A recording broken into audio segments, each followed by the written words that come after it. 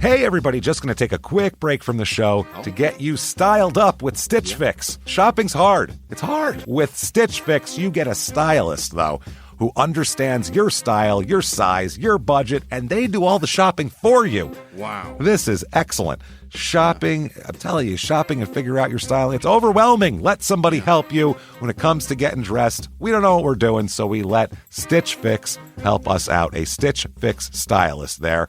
They know what works on us. We get the prices that make us look really good, and it feels good. You get some confidence boost walking around knowing that you're looking decent here. Oh, yeah. Yeah, we just give the stylist our sizes, style, budget preferences. We order boxes when we want, how we want, no subscription or any of that required. And they send called Just For Me pieces as well. Like, maybe you'd like this, and it's awesome. Outfit recommendations, styling tips. You keep what you love, you send back the rest. It's super easy. Yep. You can do it, and we are doing it because it's excellent. Personal styling for everyone. Get started today at stitchfix.com/STM. That's stitchfix.com/STM. Now back to the show. Hey everybody, just going to take a quick break from the show to tell you a little bit more about Rocket Money. It's the start of a new year. It's the perfect time to get organized, set your goals, prioritize what matters most. And for me, top priority is getting myself together here. Financial wellness, doing that, which that feels important, you know? Just feels like adult stuff that you have to do. And thanks to Rocket Money, my goals feel achievable now. They show me all my subscriptions in one place, help me easily cancel ones I forgot that I've been paying for, which happened to me. Absolutely happened to me. I had, for years, I was paying for something. I was like, what is going on here? Rocket Money found it and saved me lots of money since then, because it's been a while. So they did a great job here. Rocket Money is a personal finance app that helps find and cancel your unwanted subscriptions, monitors your spending, and helps lower your bills so you can grow your savings. Rocket Money has over 5 million users and has saved a total of $500 million in canceled subscriptions, saving members up to $740 a year when using all the app's premium features. Cancel your unwanted subscriptions and reach your financial goals faster with Rocket Money. Go to rocketmoney.com/smalltownmurder today. That's rocketmoney.com/smalltownmurder. rocketmoney.com/smalltownmurder. Now back to the show. Hi, I'm Ashley Flowers, and if you're like me and grew up watching America's Most Wanted and reading Nancy Drew, then hi, you're a crime junkie. And I bet that passion for solving mysteries never went away, which is why we've assembled a team of reporters to dig deep into all the cases we still obsess over. Each Monday, my best friend Britt and I will bring you a case that you won't be able to stop thinking and talking about. So join us by listening to Crime Junkie wherever you listen to podcasts. This week, in Port Angeles, Washington, a case with more twists and turns than can be imagined, complete with death, craziness, and a lingering state of sadness brought on by the movie Titanic. Welcome to Small Town Murder.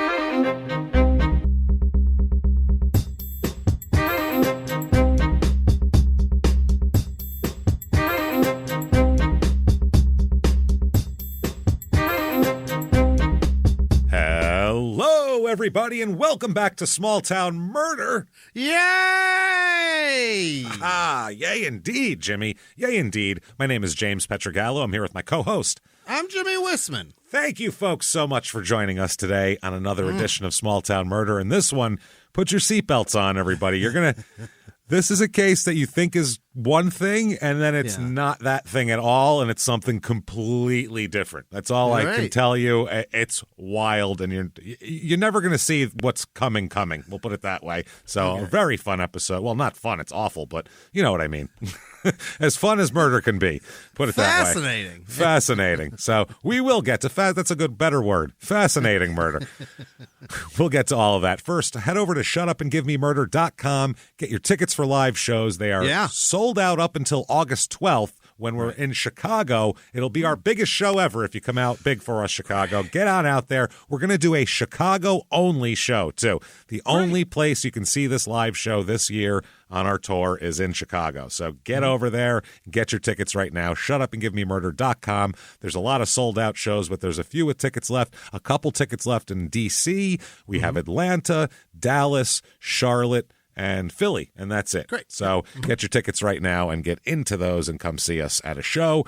That'll be fun. So also, you definitely want Patreon. Patreon.com/crime in sports is where you get all of the bonus materials. Anything, anybody $5 or above, you're going to get access to the whole back catalog, over 200 bonus episodes to binge on and catch up on, and new ones every other week. This week is no different. What you're going to get is for Crime in Sports, which of course you'll have access to. You're going to get players who like to pay for sex. So this is just going to be a whole episode of people getting busted in very embarrassing situations. Caught with the pants. Going to be hilarious. Put it that way. And then for Small Town Murder, we're going to talk about, finally, Casey Anthony. Let's get into that whole mess and see. We will unpeel one lie at a time there, and it's wild. She might, for her age, she might have more lies per sentence spoken, per minute alive than anybody else.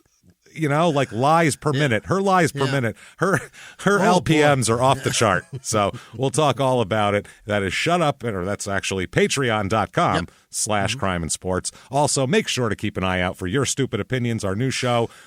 We want it to happen. It would have been out already if we could total control over everything. It's literally business stuff, feeds, contracts. It's a lot of things. Stuff we have no control over that we'd love to control, and it is coming. The show is done, so I know we didn't do it for nothing. It's definitely coming. We cannot wait for it. Your Stupid Opinions, and you should be listening to Crime and Sports if you're not, too. Yeah, obviously. A lot of murder lately, a lot of crazy stuff. Give it a shot if you're, like on the fence. I don't care about sports. Doesn't matter. If you like hearing us talk about crazy stories, you're going to want to see that, so hear it. The story of Conor McGregor is waiting for you. Check that out. It's there, two-parter. So that said, disclaimer time. Yeah. It's a comedy show. It is. We're comedians. That doesn't mean the story's not real. Everything in the story is unfortunately real. To the T. It's all definitely real. Nothing's made up for comic effect or anything like that. You don't have to. The stories are crazy. And we will make jokes, absolutely, but the jokes are not where you might think they are. That's the thing. We go out of our way not to make fun of the victims or the victim's family. Why is that, James? Because we're assholes. Yeah. But we're not scumbags, and that's how that goes. There's nothing funny about the actual murder, but there's a lot funny about things that go on around a murder as far as, now what do I do with this body? That's a funny situation because now you got a situation. Now you got a problem. So that said, if you think true crime and comedy should never, ever go together, maybe we're not for you. Maybe we are, though. Give it a shot, but don't complain later either way. But for the rest of you that want to hear an insane show and a crazy murder, I want everyone to sit back. Let's clear the lungs, everybody here. And let's all shout, Shut up and give me murder. Let's do this, Jimmie. That's a good stretch. That's a good one. Yeah, that's nice. Yeah. That's what I mean. To the sky. It feels great. Stretch with it. Let's go on a trip, shall we? All right. Let's do this. We're going all the way to Washington State today. Okay. The severe Northwest we're heading to here. So lovely. It's a lovely part. And this is Northwest Washington. It's Port Angeles, Washington, which is very near Sequim, which was our last episode. So it's kind of up on that coast, the northern coast. If you look out and squint real hard, you can see Canada. So it's up there on the water, about 2.5 hours northwest of Seattle. So Seattle, you think of Seattle as like as northwest as it gets, but there's a bunch of shit. It feels northwest super of there. In the corner. It really does. About 2 hours to Victoria, British Columbia, across the water there, and about 25 minutes to Sequim, which was our last Washington episode. Right around the corner. About 7 months ago there. So this is in Clallam County. Clallam.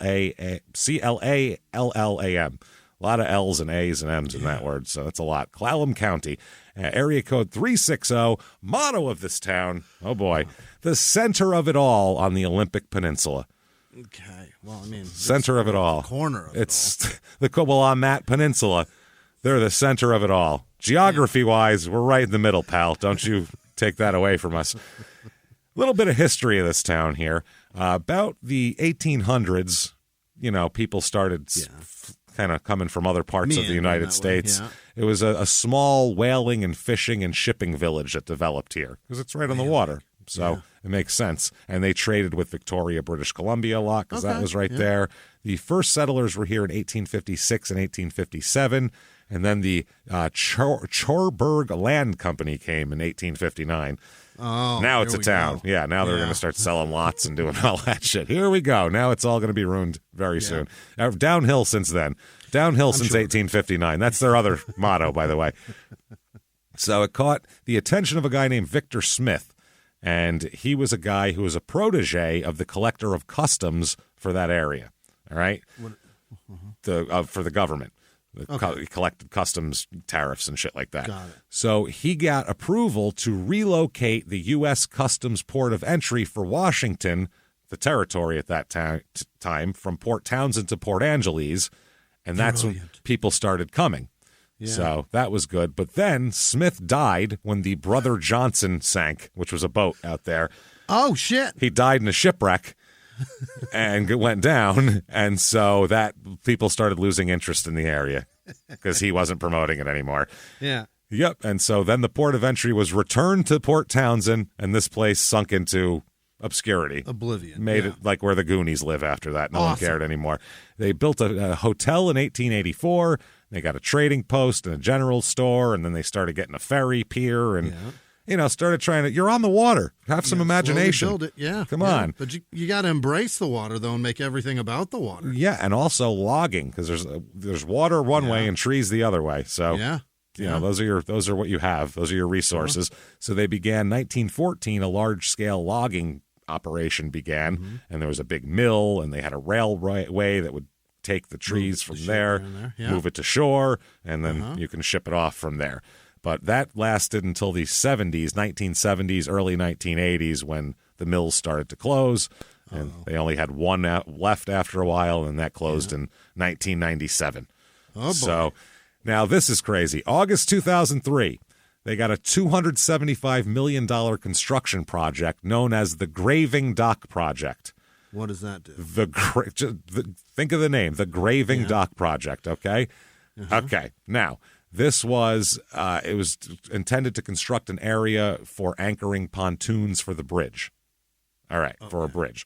Now, during construction, they discovered human remains. Oh, no. At the Graving Dock Project. Hilarious. Okay. The site was found to be, quote, the largest prehistoric Indian village and burial ground found in the United States. Oh, my God. It's a horror movie. It's a plot of a horror movie. It's Poltergeist is what we have here. Yeah, it's an Indian burial ground. It's what you don't want the when biggest, you break ground for anything. The largest, especially. The most. Also included Native American burials of the late 18th and early 19th centuries. They came in, they found about 300 graves and 785 pieces of human bones, in addition to numerous ritual and ceremonial Indian artifacts here. After you find 10, you put the fucking dirt You go, back, well, right? we got to do a different route probably, right? Because of the significance, they said the remains at this site of everything go back at least 8,000 years. Oh my! It's so, the artifacts and things that they found were 8,000 so years important. old. Yes, they said it was a very significant site, and in 2004 they abandoned the whole project. Good. So, wow. When they all started finding lumps all over their bodies. Yeah, what's happening here? I don't know. I can't sleep at night, and my daughter got sucked into the TV, so I feel like maybe we should stop doing this, right? There's a very small Southern lady saying weird things to me. It's strange. It's really weird. John Lithgow's around. Whenever he's around, weird shit happens. I feel like we should stop. Incredible. A lot of the graves uncovered appeared to hold entire families who seemed to have died suddenly, and archaeologists speculate that it was probably the result of pandemics like smallpox and shit like that. Yeah, they caused massive death tolls between 1780 and 1835 in the native population. My God. They had no immunity, obviously. So as soon as the Europeans got there, they were like, here, have some disease, and they all died. Right. So that's what happened. Now, born in this town, somebody you love very much, Jimmy, and I'm pretty fond of as well, John Elway, born here. The hometown of John Elway, yes. I had no idea. Yep, when he got drafted by the Colts originally, and when they were looking for a team to take him to, Seattle was one of his first choices because he is from the area, and so is his wife. So and his wife. He wanted to go back there, but then he ended up in Denver. So there you go. He was almost a Washington mainstay. Reviews of this town. Let's find out what others think of it. You know, we don't know. We're not there. We're not on the ground. This is the first I'm hearing of it. That's it. So let's do this. 5 stars. Perfect. Perfect town. It's some of the most beautiful land in the Pacific Northwest region of the United States. Home to the Olympic National Park and the Olympic Mountains, Port Angeles, Washington, and the surrounding areas should be visited by everyone. Okay. Mandatory. Yeah. You got to fill out your draft card when you're 18 and make a commitment to visit Port Angeles. That's the two things you have to do. Come see all the remains. You got to do selective services thing and that. So 5 stars is another one here. What I like about Port Angeles is the beautiful view of the mountains right on the ocean, and the short commute around town on a bus is a good way to find out where stuff is, and cool mom-and-pop corner stores and restaurants, all sorts of interesting shops for tourists. I think he means tourists. Yeah. Just it says tourists, though, like only if you're born in April. in May? only March, I think, is Taurus. Yeah, only if you're a March kid. That's it. Yeah, it's March into April, I believe. Because because it's the beginning of March, because then it's Aries after that. There you go. Okay. I don't fucking know. So I'm not a chick. I don't know, okay? You don't blame your period on it, James? I was gonna say, walk into a like a bar or a public place, find the chick who has like the most shit in her hair, like beads and things. She'll tell you all about it, I guarantee you. That's not drinking a beer. And not drinking a beer, drinking some sort of weird ale thing. Beer, What is that, mead? What are you drinking? So the camping scene around here is amazing. What I would try to change is the access for homeless people to better programs and resources. Oh, that's... You said that in the same sentence you said how great the camping is. Right. Which is a very strange... Not that that's... I'm just saying, that's a weird... They're two weird things to put together. Sleeping outside's the best. Happy, they should help they should help these people sleeping outside. Weird. Okay, 1 star. Now the bad. We've heard the good. Now the bad. Okay, 1 star. Bad drug problems. Poor economics. Too remote. Mixed bag of humanity with some nice folks and social derelicts. Then I love a nice mix of humanity. I like that too. That's beautiful. I love when people use the word humanity to describe the mess. Just the humanity. It's just... And throwing in derelict. Derelict is also, and I like degenerate and derelict a lot. Those are great words. Great words. Both of them are terrific. Then all capital letters, 3 exclamation points, not recommended. Okay. They do not like it here. Okay. 1 star again. Dirty, noisy, corrupt, and filled with the rejects of society. Rejects. Another way to put it. These people are so learned. Derelicts, degenerates, mixed bag of humanity's rejects. That's what this place apparently is for me. Town motto, leave your money and get out. Come on vacation and leave on probation. Leave your money and get out. So you're being robbed? Yeah. Go ahead and hand over your money and turn on around there, Pally boy. Just drop the bag and get out of town. Wow. All right. 1 star.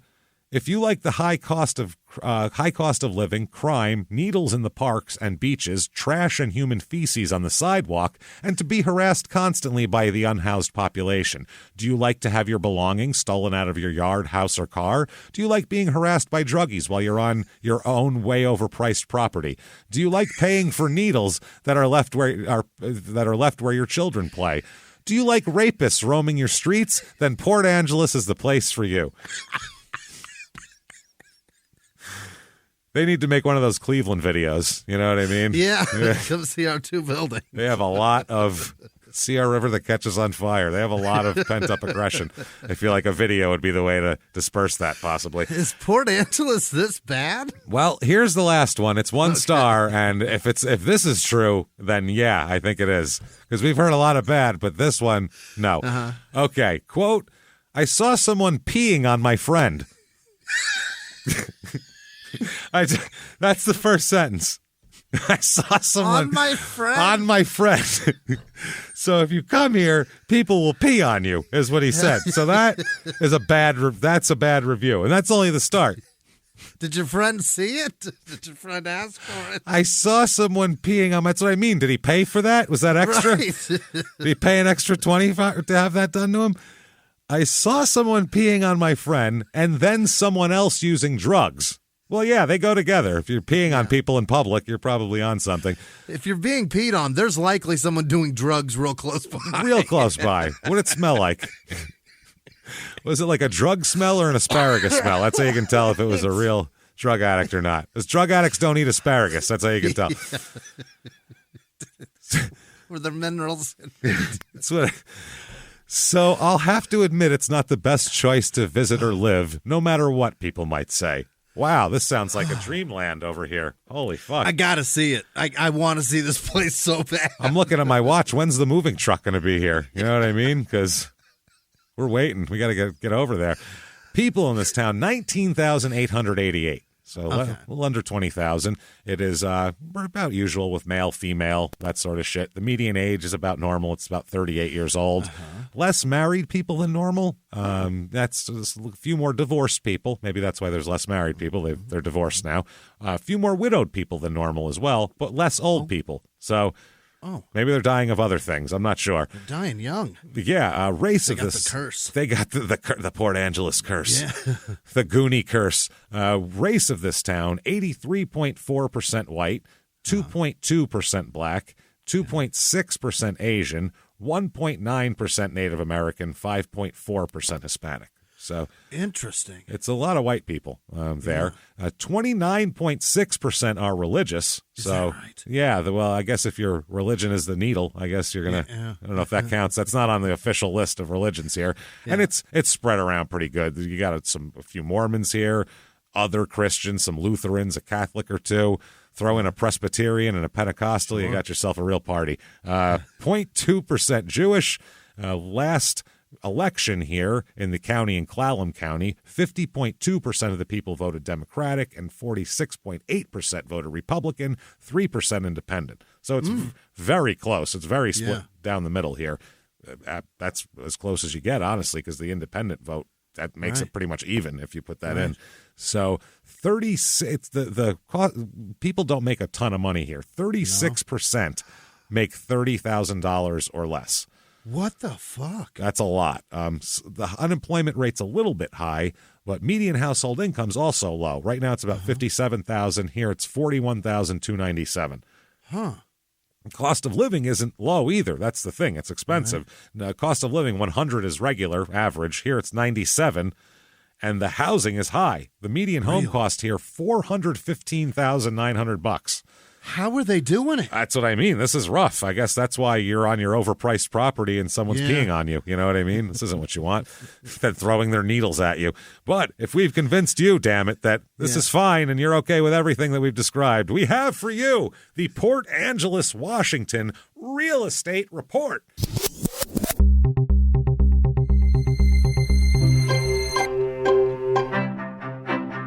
Your average two-bedroom rental here goes for $1,180, which is actually right about the national average, so that's not terrible. Here's your first house. All right, foreclosure, everybody. It's the special of the day here. Foreclosure. It's a one-bed, one-bath, 556-square-foot little house.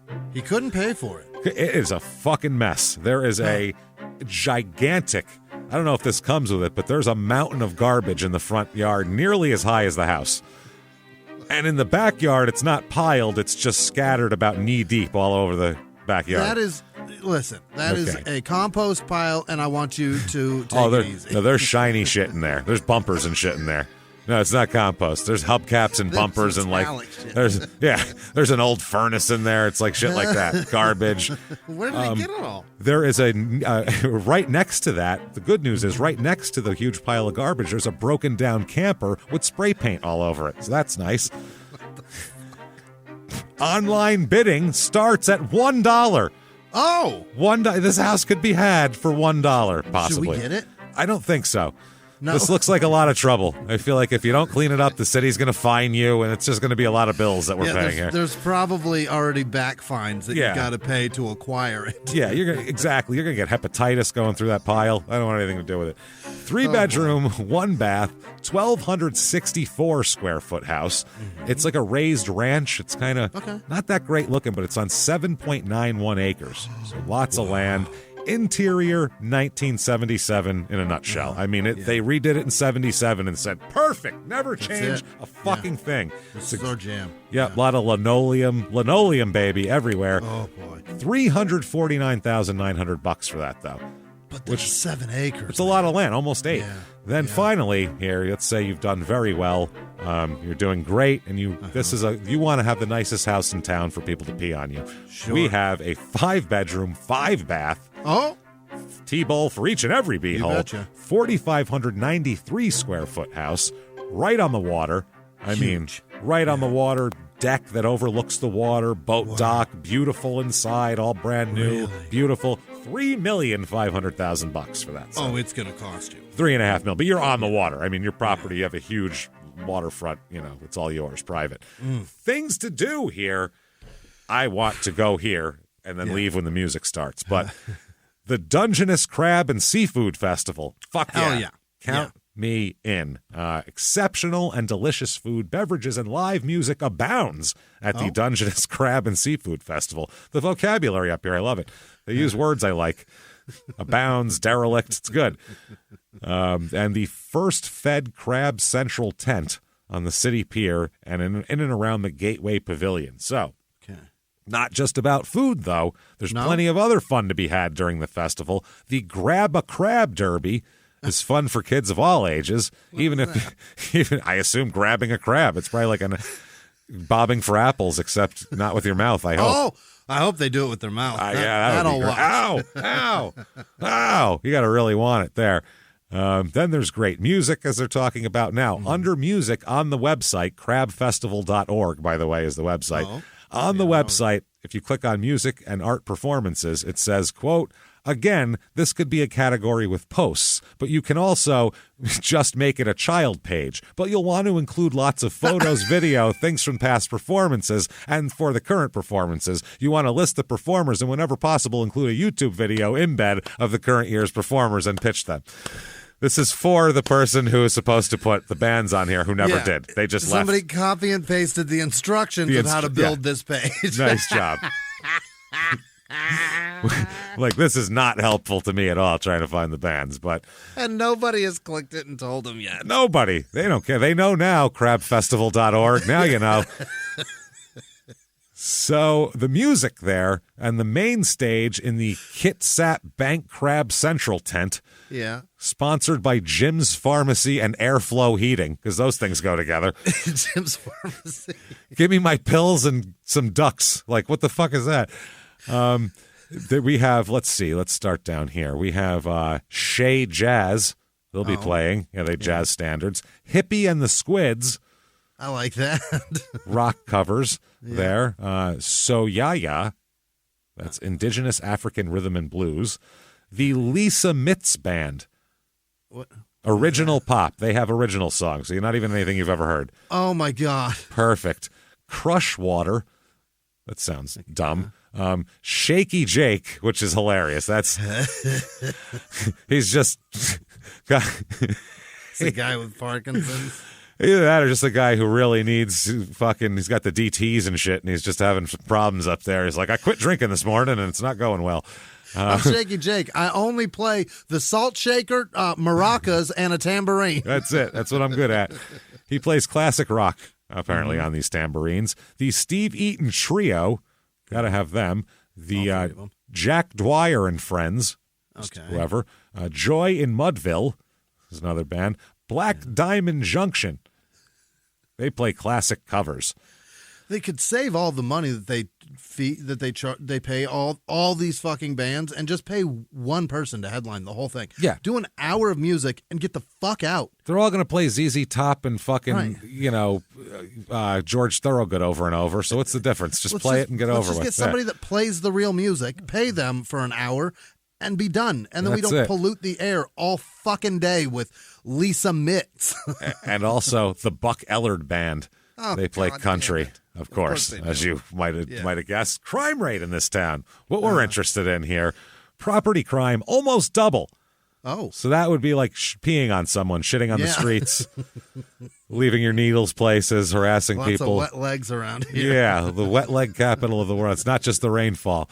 Violent crime, murder, rape, robbery, and, of course, assault. The Mount Rushmore of crime is only slightly high, actually. Okay. So that's pretty average, but the kind of regular people street shit goes on. Yeah, You're going to get some shit stolen, but if you catch them stealing it, they'll probably run away, not stab you.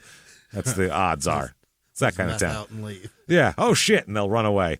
So that said, let's talk about some murder here. What do you say? Yeah, Jimmy? let's do that. Let's do this. Let's start out back in time here, going back to 1998. Okay. It's a beautiful time, 1998. Yeah. I'm just going to say. I don't know if it is. It was really a good great. time to be was alive, it? man. Yeah. Yankees won the World Series that year. That was fun. Yeah. Well, I just mean like that was the pinnacle of everything. Everything was so good. Decided to marry my first wife that year. That wasn't a good decision, probably. So good. You can balance the good with the bad, I guess. So, Yankees win. You got this happening. I don't know. Then you marry something that's not going to last. Yeah. Well, that's the problem. So, but in 98 too, it was a nice time. Everything was quiet and peaceful. A year later, Columbine happened, and then the world went to shit. Yeah, that happened too. 98 was kind of like, we're not worried about any of that shit. Yeah, everything was so safe. Yeah, the Seinfeld's almost over. What are we doing here? Like, it's it's a good time. It did. It was nice for that. So let's talk about a couple of people in 1998. The night of January 11th, 1998 to be exact. Okay, Early in 98, and very early in somebody's life, as we'll talk about here. Huh? There's a couple, Martin and Michelle McInerney. McInnerney. McInnerney. Hey everybody, just going to take a quick break from the show to tell you about the safest sponsor ever, Simply Safe. Absolutely, these people will keep you safe. It's amazing. You know that every 26 seconds a burglary takes place in the United States, according to the FBI. That means that by the time this podcast is over, dozens and dozens of homes will have been targeted, ransacked. God knows what happens here. So protect your home before it's too late with Simply Safe proactive security system. Simply Safe helps stop threats before they even have a chance to break in. Named Best Home Security System by U.S. News and World Report 5 years in a row.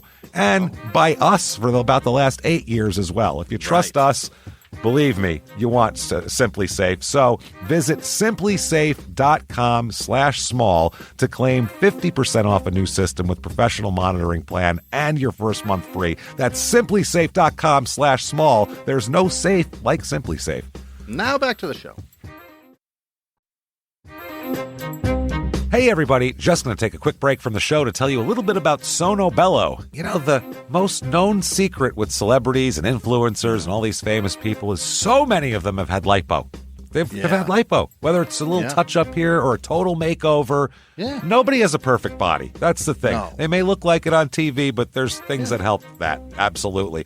Lipo now has changed, and Sono Bello's been at the forefront with using LAL technology and getting those beautiful and natural outcomes for each person. Looking real natural. Our friends at Sono Bello are offering their best deal. You're now included in their winter savings event, but appointments are limited, so please get on this. Sono Bello doctors are masters in micro laser fat removal, a brilliant technique that removes stubborn fat permanently. Wherever your problem areas are, tummy, love handles, thighs, arms, it's gone in one comfortable visit. Eating healthy and workouts are great. Keep doing that, but if you want to lose that stubborn fat in one visit, check out Sono Bello. Save big during their winter savings event. Schedule your free consultation now at sonobello.com/smalltownmurder. That's sonobello.com/smalltownmurder.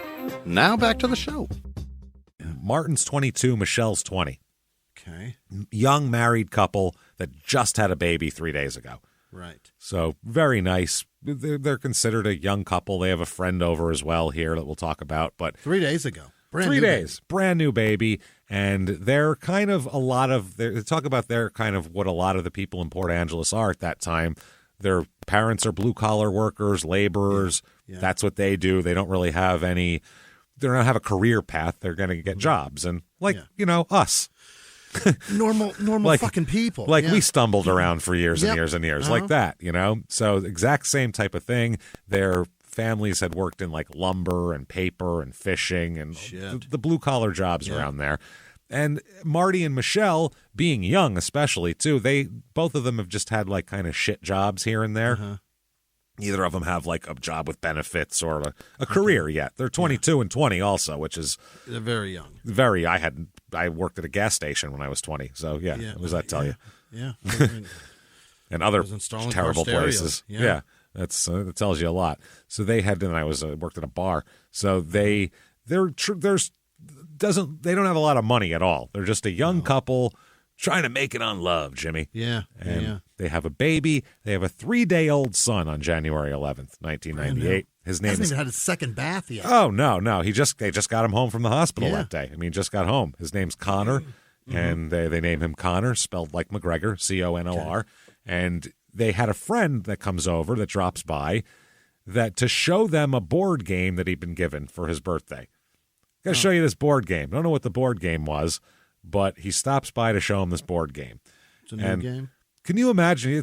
You just got home from the hospital. Remember getting home from the hospital with a baby? Holy shit. There's shit everywhere. There's fucking onesies and things and rags and diapers, and you have no idea what's going on. You don't sleep.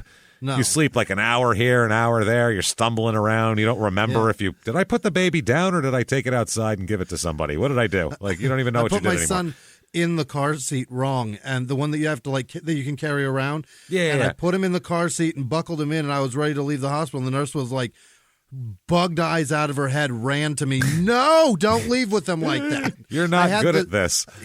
I had the towel, the blanket, swaddled him up, and then I seatbelted him in like that. And I was like, he likes being swaddled. She's like, you're going to suffocate him. Yeah, you can't. Yeah, that's not great. He's going to end up choking him and shit. See, I almost killed my kid in 10 minutes. You're like on The Sims, basically. It shit doesn't last long. Like, baby fell in the pool. I pulled it out, and then it was too close to the grill, and it caught on fire. Uh-oh. Shit, that's a problem. That's what always happens there. Incredible. Yeah, The Sims. That's what that does. And then they jump up and down and shit themselves. So they have this baby, and their friend's like, let me show you this board game. Now, if I have a 3-day-old baby, I'm like, I'm not going to give a fuck about your board game for about 6 months.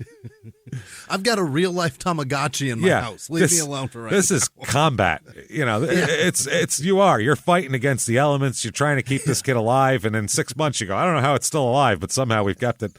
It's breathing. This is crazy. This is wild. So this guy stops by, and it's snowing like crazy outside, by the way. It's a real big snowstorm, which doesn't happen often up in these parts, especially in the Seattle area, and down there it's even snowing. Everywhere it's snowing.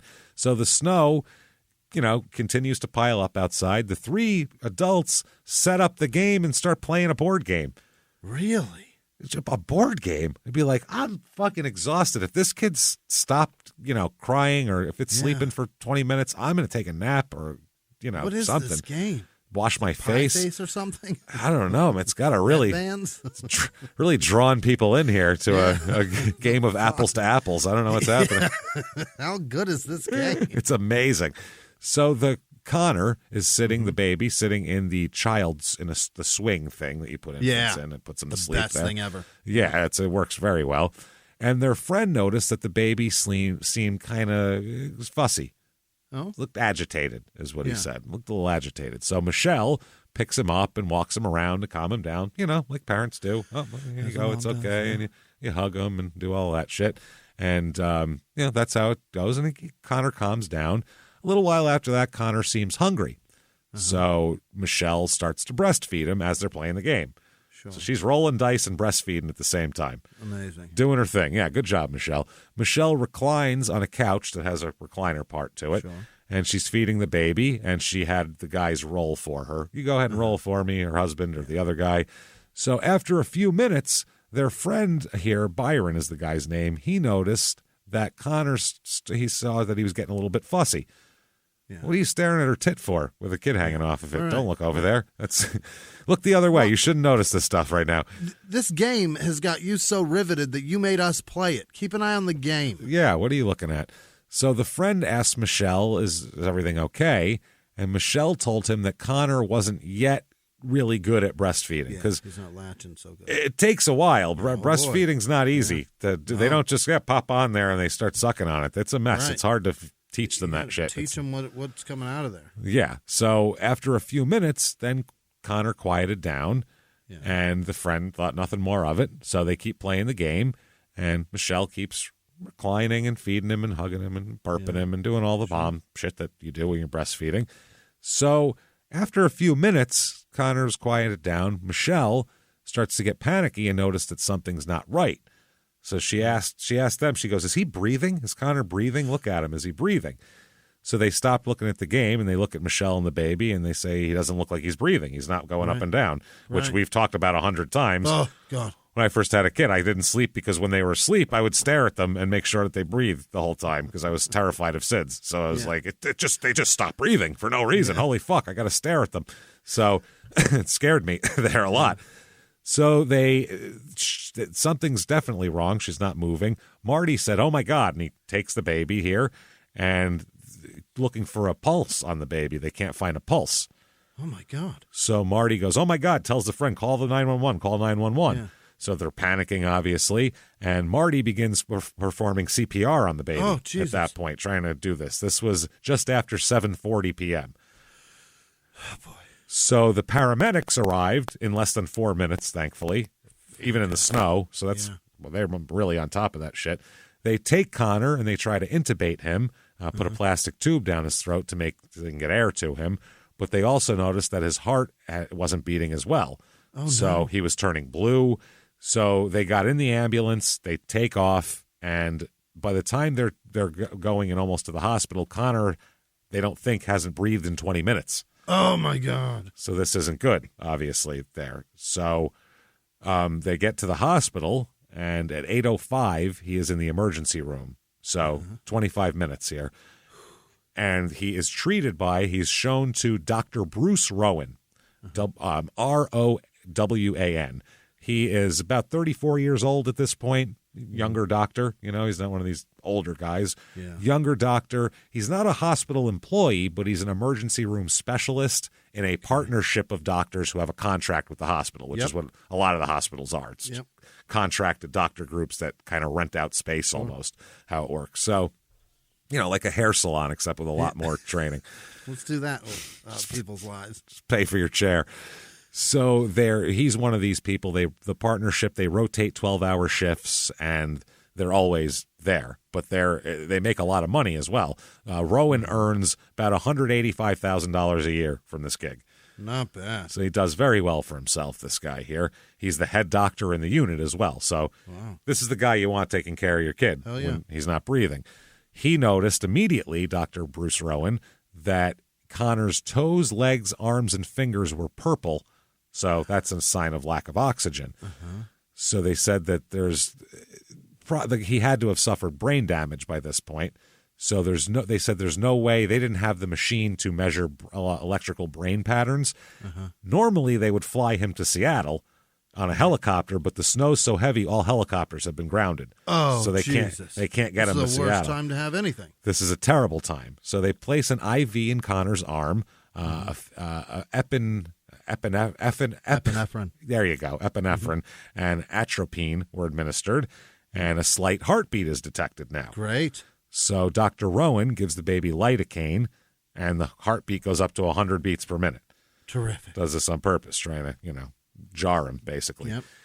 So Dr. Rowan is trying to save this baby's life. I mean, frantically trying to save this baby's life, and he needs assistance, though. He's telling people, help, call this guy. I can't be the only one here doing this, basically. Right. So they call up Dr. Eugene Turner, who at the time was 61 years old, and he's the on-call pediatrician in the emergency room. Oh boy. They tell him about the emergency. He gets there at 8:50 and takes over. He's like an older guy, 62 years old. He's kind of he's known as a legend in the area too. As far as doctors go, he's that kind of guy. He's a pediatrician. He's a very sandy-haired, genial, come on and bring the kiddies and we'll check them out type of guy here.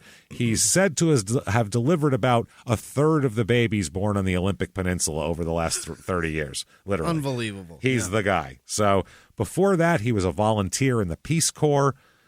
Before he was a doctor. In his off hours in Port Angeles, you know what he did? He blesses children. He cut wood for poor families. What So they kind could of have heat. saint is this man? Or volunteered at a number of different charities and good works, basically. Right. All good works. He gave a bunch of money to Habitat for Humanity's first housing unit in Port Angeles, and even helped with the construction as well. Built a house. Yep, Fuck. he's got his own clinic. He picked up, then they picked up the trash along a stretch of Highway 101, which was the main highway leading into town. And rather than hire somebody to do that, this sponsored by, he just goes out and picks it up himself. That way he can wave at people and see people and all that shit while he's picking up trash on the side of the road. Single-handedly carrying this town. Trying to, anyway, here. Yeah. So Dr. Turner, everybody's happy to see Dr. Turner. So they said that Connor's condition appeared to slightly improve, but he still was unable to breathe on his own. That's the problem. is So if he happening? can't breathe on his own and he's been brain damaged, there's not much you can really do here. Right. Yeah. So at 9:30 p.m., Dr. Turner determined that the child was brain dead. Mm-hmm. Now, they don't have the machine to check that and make sure. That's the Right. problem, but he But we got determines. 30 years of experience. Yeah. Otherwise, there's really no way to tell is the problem Right. here. There's tests you can do, but you don't know completely. There's no dipstick. Right. So he told the parents, he told Marty and Michelle, and obtained permission from them to cease life-saving measures at this point. So they said, we can cease. Connor's pronounced dead. Now, okay, this is the crazy part. Here's an account from the emergency room nurse named Lori Boucher. Boucher, I don't know. Lori. Maybe? Boucher, possibly. It's ER, though, so that's maybe. I don't know. Yeah. Lori, she had worked most of the day in the ER, scheduled to go to work the following day at 10 a.m., but the snow was falling, so she said, I don't want to drive home. It's 20 miles away, and the snow's deep, and so I'm just going to sleep at the hospital in the nurse's quarters and just do that. It's easier. So she said that she would carry a beeper while she slept in case the storm prevented any of the night staff from coming to work. So she ends up getting pulled into this because they needed help. So Jesus. she's now Dante from Clerks, and she's like, I'm not even supposed to be here today. So she knows this is all going on, and she's preparing. She's the one who prepared the pediatric crash cart and the medications that the baby would need, knowing that the baby was coming in. And her job, she would assist in administering IV drugs to the doctor who was doing that, or the nurse who was doing that. So the respiratory therapist was doing that. I'm sorry. So Dr. Turner, like we said, arrives, and she said it became clear, at least to Dr. Turner, that Connor was not going to recover.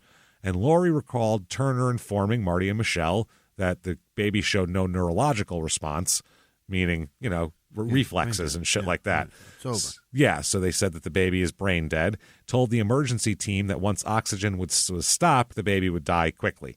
Yeah. So he pronounces Connor dead. Marty and Michelle leave the hospital. What are they going to do? They go home. Lori returned to room 2A to begin cleaning stuff up and making an inventory of the crash cart. Mm-hmm. So she'd been planning to carry the baby's body down to the hospital morgue, but had to get clearance before she could do so. So she's in and out of the room. She's restocking the cart, doing all that. 10 minutes later, she said she heard a gasp come from Connor. Oh. Yeah, a gasp. So she went to look, and she said it wasn't one gasp, it was several. So she looked at her watch, and she said the baby seemed to be gasping 4 to 8 times a minute. Once every 8 to 15 seconds, the baby was taking a big, deep breath. Oh, my God. So she felt the chest and could feel his heart beating. The baby's alive. Yeah. They're doing great. He's back from the fucking dead here. So at that point, another nurse came in the room, and Lori said, can you look at Connor and make sure I'm not crazy? Because this baby, was declared already. Seems to be alive, right? So this is wild. Vicky thought Connor was now breathing 10 times a minute, too. She counted and got 10. Vicky said, with each breath, I heard the infant making a soft, high-pitched noise. I noticed his respiration increased in frequency as we watched him. At one point, the infant was even able to grasp my finger. Get the fuck out. This is insane. So Lori runs out of the room to look for Turner. Yeah. She's, where the fuck is, where's Hey, the doctor? Doc, you're wrong. Turner's with Dr. Rowan. They're standing there together. Lori said the fucking baby's alive, tells him the whole story here. So they come back into the room along with Ann Duran, who I think is another nurse. Turner picks up the baby and begins vigorously rubbing his back. Yeah. Lori later recalled doing something. Lori recalled him saying something about the possibility of miracles, at the time. Maybe it's a miracle. So Lori put the oximeter back on Connor's foot and noticed that Connor's oxygen level was at 95%. Oh, my God. On room air without any kind of intubation. My God. With no oxygen, kid is doing great. He's breathing. So his coloring was pink, although he remained neurologically unresponsive, though. That's the problem. He's breathing, but there's no, right. It doesn't matter. It's just like this shell of a body that's breathing. And it's functioning, but there's nothing upstairs. There's nothing happening. Yeah, it's not anything. So, yeah, it's crazy. So they talked about during all this, they tried to, I guess they said that after this still Connor was, or before this all happened, before that Connor was breathing again, that Dr. Turner was trying to intubate the baby. Dr. Rowan walked in and saw Turner trying to do it, and Dr. Rowan asked Turner if you want me to try? I've done this more recently. I'm at the hospital all the time. And Turner said, no, I need the practice, because he thought the baby was dead anyway. So, yeah. So Bruce said, quote, this is Bruce Rowan, Dr. Rowan said, I wasn't sure how to take that, whether it was that he felt the child was dead and he needed practice, or that it was just in a nice manner, no, I really want to try it and seed it myself. So they said the intubation efforts left his throat bloody and swollen, and, they said it was Turner's seemingly casual attitude about the injuries upset Bruce. Bruce said he didn't like it, Bruce Rowan. So, and also Dr. Turner wrapped the baby in an ice-cold towel wrap as well. Why would you do that? Yeah, that was when Rowan said he decided to call Dr. Jackson in Seattle, and Jackson told him that Turner's treatment method sounded unusual, and Jackson told him it would be impossible to know for sure whether a 3-day-old infant was brain dead if the baby was breathing and had a heart beating. So they don't have any idea. It's strange. So they're Jesus Christ, they're doing all of this several times over the next hour, though, because the baby's just sort of breathing, but he's kind of, like we said, brain dead. Yeah. Several times over the next hour, Dr. Turner was observed closing the baby's lips by pinching them lightly with his fingers. And when he did that, the oxygen levels began to decline, and then he'd release them and they'd return to normal. Weird. Why are you doing that? So it's very strange. They did some other things, too. He's looking at fixed and dilated eyes, prodding his skin with a sharp pin in hopes of eliciting some observable nerve response. But every time they've conducted it, Connor shows no reaction. So, yeah, it's very, very strange, obviously, the way this is all going. So Rowan had developed some concerns about Turner's course of treatment when he went and called Dr. Jackson, like I said. Jackson ended up saying, quote, this is kind of a political call, is what they were told back and forth. It's kind of a political thing. You're going to challenge this guy, it's one of those. Like it's now a pissing contest.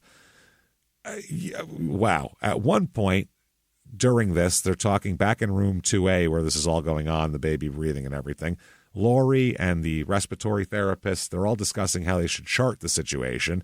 Work on a baby who'd already been declared dead. How do you chart this? He's dead already. Like, that's a weird thing. Dead, and then this happened 10 minutes later. That's weird. So after some discussion, they said that one of them would keep notes in pencil until the situation was resolved, and they could figure out what to put on the chart later. Right. Because we're in, speaking of charts, uncharted waters here. This is not normal. Somebody dies and comes back to life. How do you do that? We don't know what's on this island. Yeah. So at that point, Turner asked if he could just stand with the baby for a short period on his own. This is what Lori said, the nurse. What? So all three nurses left the room. This is shortly before midnight. Now, Vicky returned to the room. She had heard an alarm going off. The lights had been dimmed, okay? Dr. Turner had dimmed the lights. Vicky said, even in that light, I could see the monitor and it's reading from the doorway. I saw the oxygen saturation rate was at 45%, which was half of what it was a few minutes before. She said, as I approached the monitor, about 2 feet from Dr. Turner, I saw that he had the infant in his arms. I saw the infant's face, and I saw Dr. Turner was pinching the nose. What? I was confused. Yeah. She had the same thought. I was confused by what he was doing, which is an understatement. I walked to the monitor and turned off the alarm. He said something like he could not stand to watch this go on much longer. So like a mercy of death, doctor? What the fuck? It's crazy. So, yeah, she said, I was upset by what I saw, left immediately, and found my supervisor, Ann Duran. I immediately reported to her what I saw, and I believed she would follow up with the proper steps. I saw her go into the room with Dr. Turner and the baby. So the baby is then pronounced dead for a second time that night after that. So the parents, by the way, they had no idea any of this is happening. As far as they were concerned, the baby was dead 2 hours ago, and that's that for them. So there's going to be obviously an investigation here over this whole thing. So Dr. Bruce Rowan, is questioned by hospital officials. He said he hadn't seen the pinching of the nose or hand over a mouth or anything like that, but he was critical of Dr. Turner's treatment and general attitude toward this child. Yeah. After studying all the information surrounding the death, the hospital officials decided not to inform police of the incident. Why? I don't know. I feel like that's one of those, just to cover your ass, you tell everyone you need to. Yeah. You report that.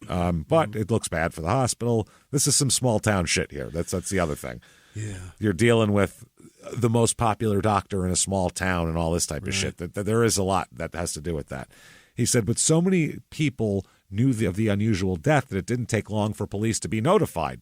Other people told them. It got around. It's a small town. Yeah. That's not going to stay. 3 nurses saw what you did. That's not going to stay.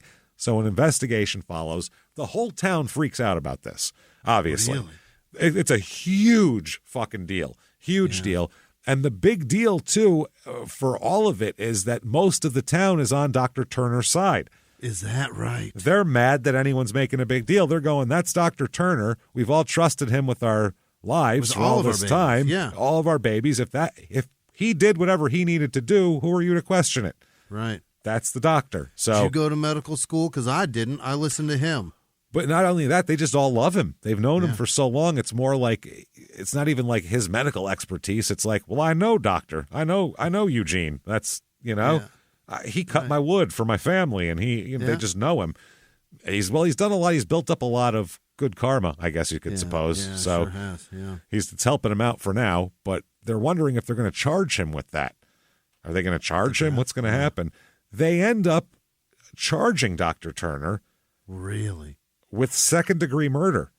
Second-degree murder. Second-degree murder. Yeah, that's what it is. That's steep. Yep, that's steep. So that's going to happen in a little while. His trial, second-degree murder. That's not the murder of the story, by the way, at all. Is that right? That is just the tip of this. Yeah. That is prologue to this other story that's happening. Oh boy. Okay, that's what I mean. When you think it's going one way, this isn't a story about a baby's death and all that. That's very sad and terrible. Crazy shit happened now. So. Okay. March 1st, 1998, less than 2 months later. Yeah. Dr. Bruce Rowan. We know him from the hospital. Obviously, he's the other attending guy. Now, he's married to a woman named Deborah Fields. Deborah Fields is her original name. Now she's Debbie Rowan. Both of them came from Weiser, which is a small town in Idaho. Oh. Yeah, they're both small-town Idaho people, the Rowans here. Bruce is the youngest of 6 children.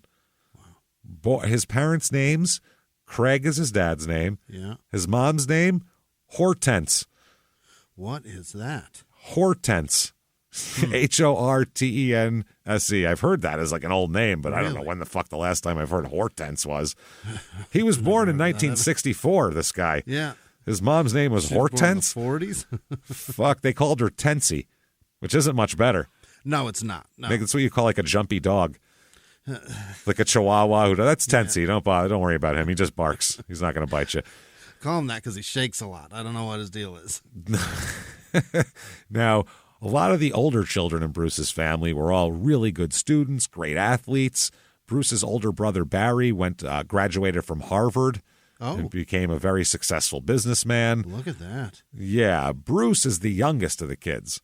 And he's kind of doted on by his parents. Even his older brothers and sisters take care of him. He's the family baby from day one, Bruce. But he always said he felt overshadowed by his older siblings and never felt he could live up to the example. When he goes to school, they're like, oh, you're with this family. Oh, you have the most, your brothers and sisters are the most incredible students. You're going to be the same. A lot of people thought of Bruce as a vulnerable, sensitive kid. Yeah. Basically, who had a lot of self-criticism, very hard on himself, always yelling at himself and why'd you do that? That type of thing. He said that he felt shame in how he felt humiliated. His older sister, one of them, had very bad brain damage, and it was noticeable to look at her, to hear her talk. So in public, she was born that way. You'd notice. Yeah, I think it was from birth. So he said that he felt humiliated by her in public, and then he felt horrible shame for feeling humiliated by her. So he said he had a real spiral going on about that. He said he knew it was wrong to feel embarrassment, but he couldn't help it, and that made him feel bad because he couldn't help it. He couldn't control himself. So, God, Jesus. Oof, Bruce is spinning out, man. That's a quagmire of shitty emotions. Oh, Jesus, you need a therapist is what you need. You need to get through all of that. You need to untangle some fault. shit. Yeah. Oof.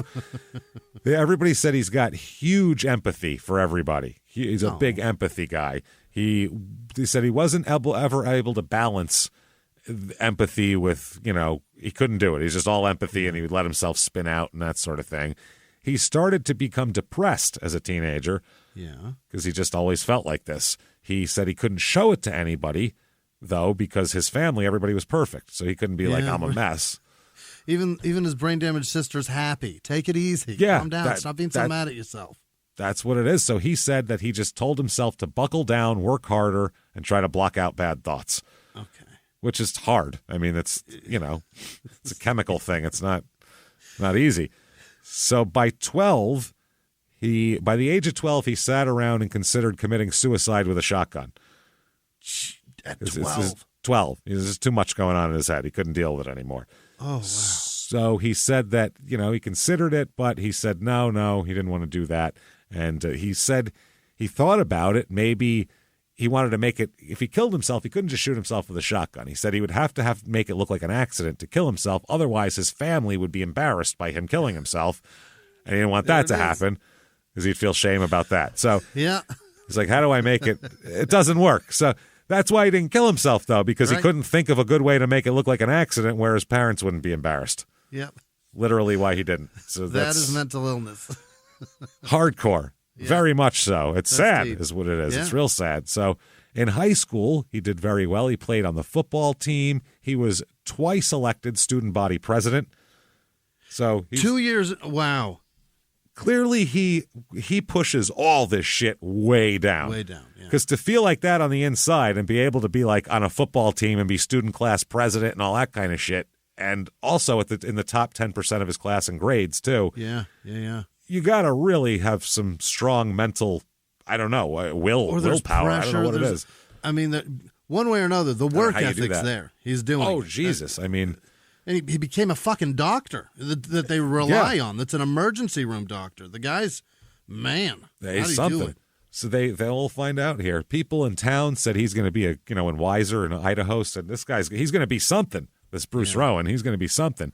So 1982, Bruce enrolled at the College of Idaho, which is in Caldwell, Idaho, where he took chemistry and biology courses, which are prereqs for medical school that he had to take.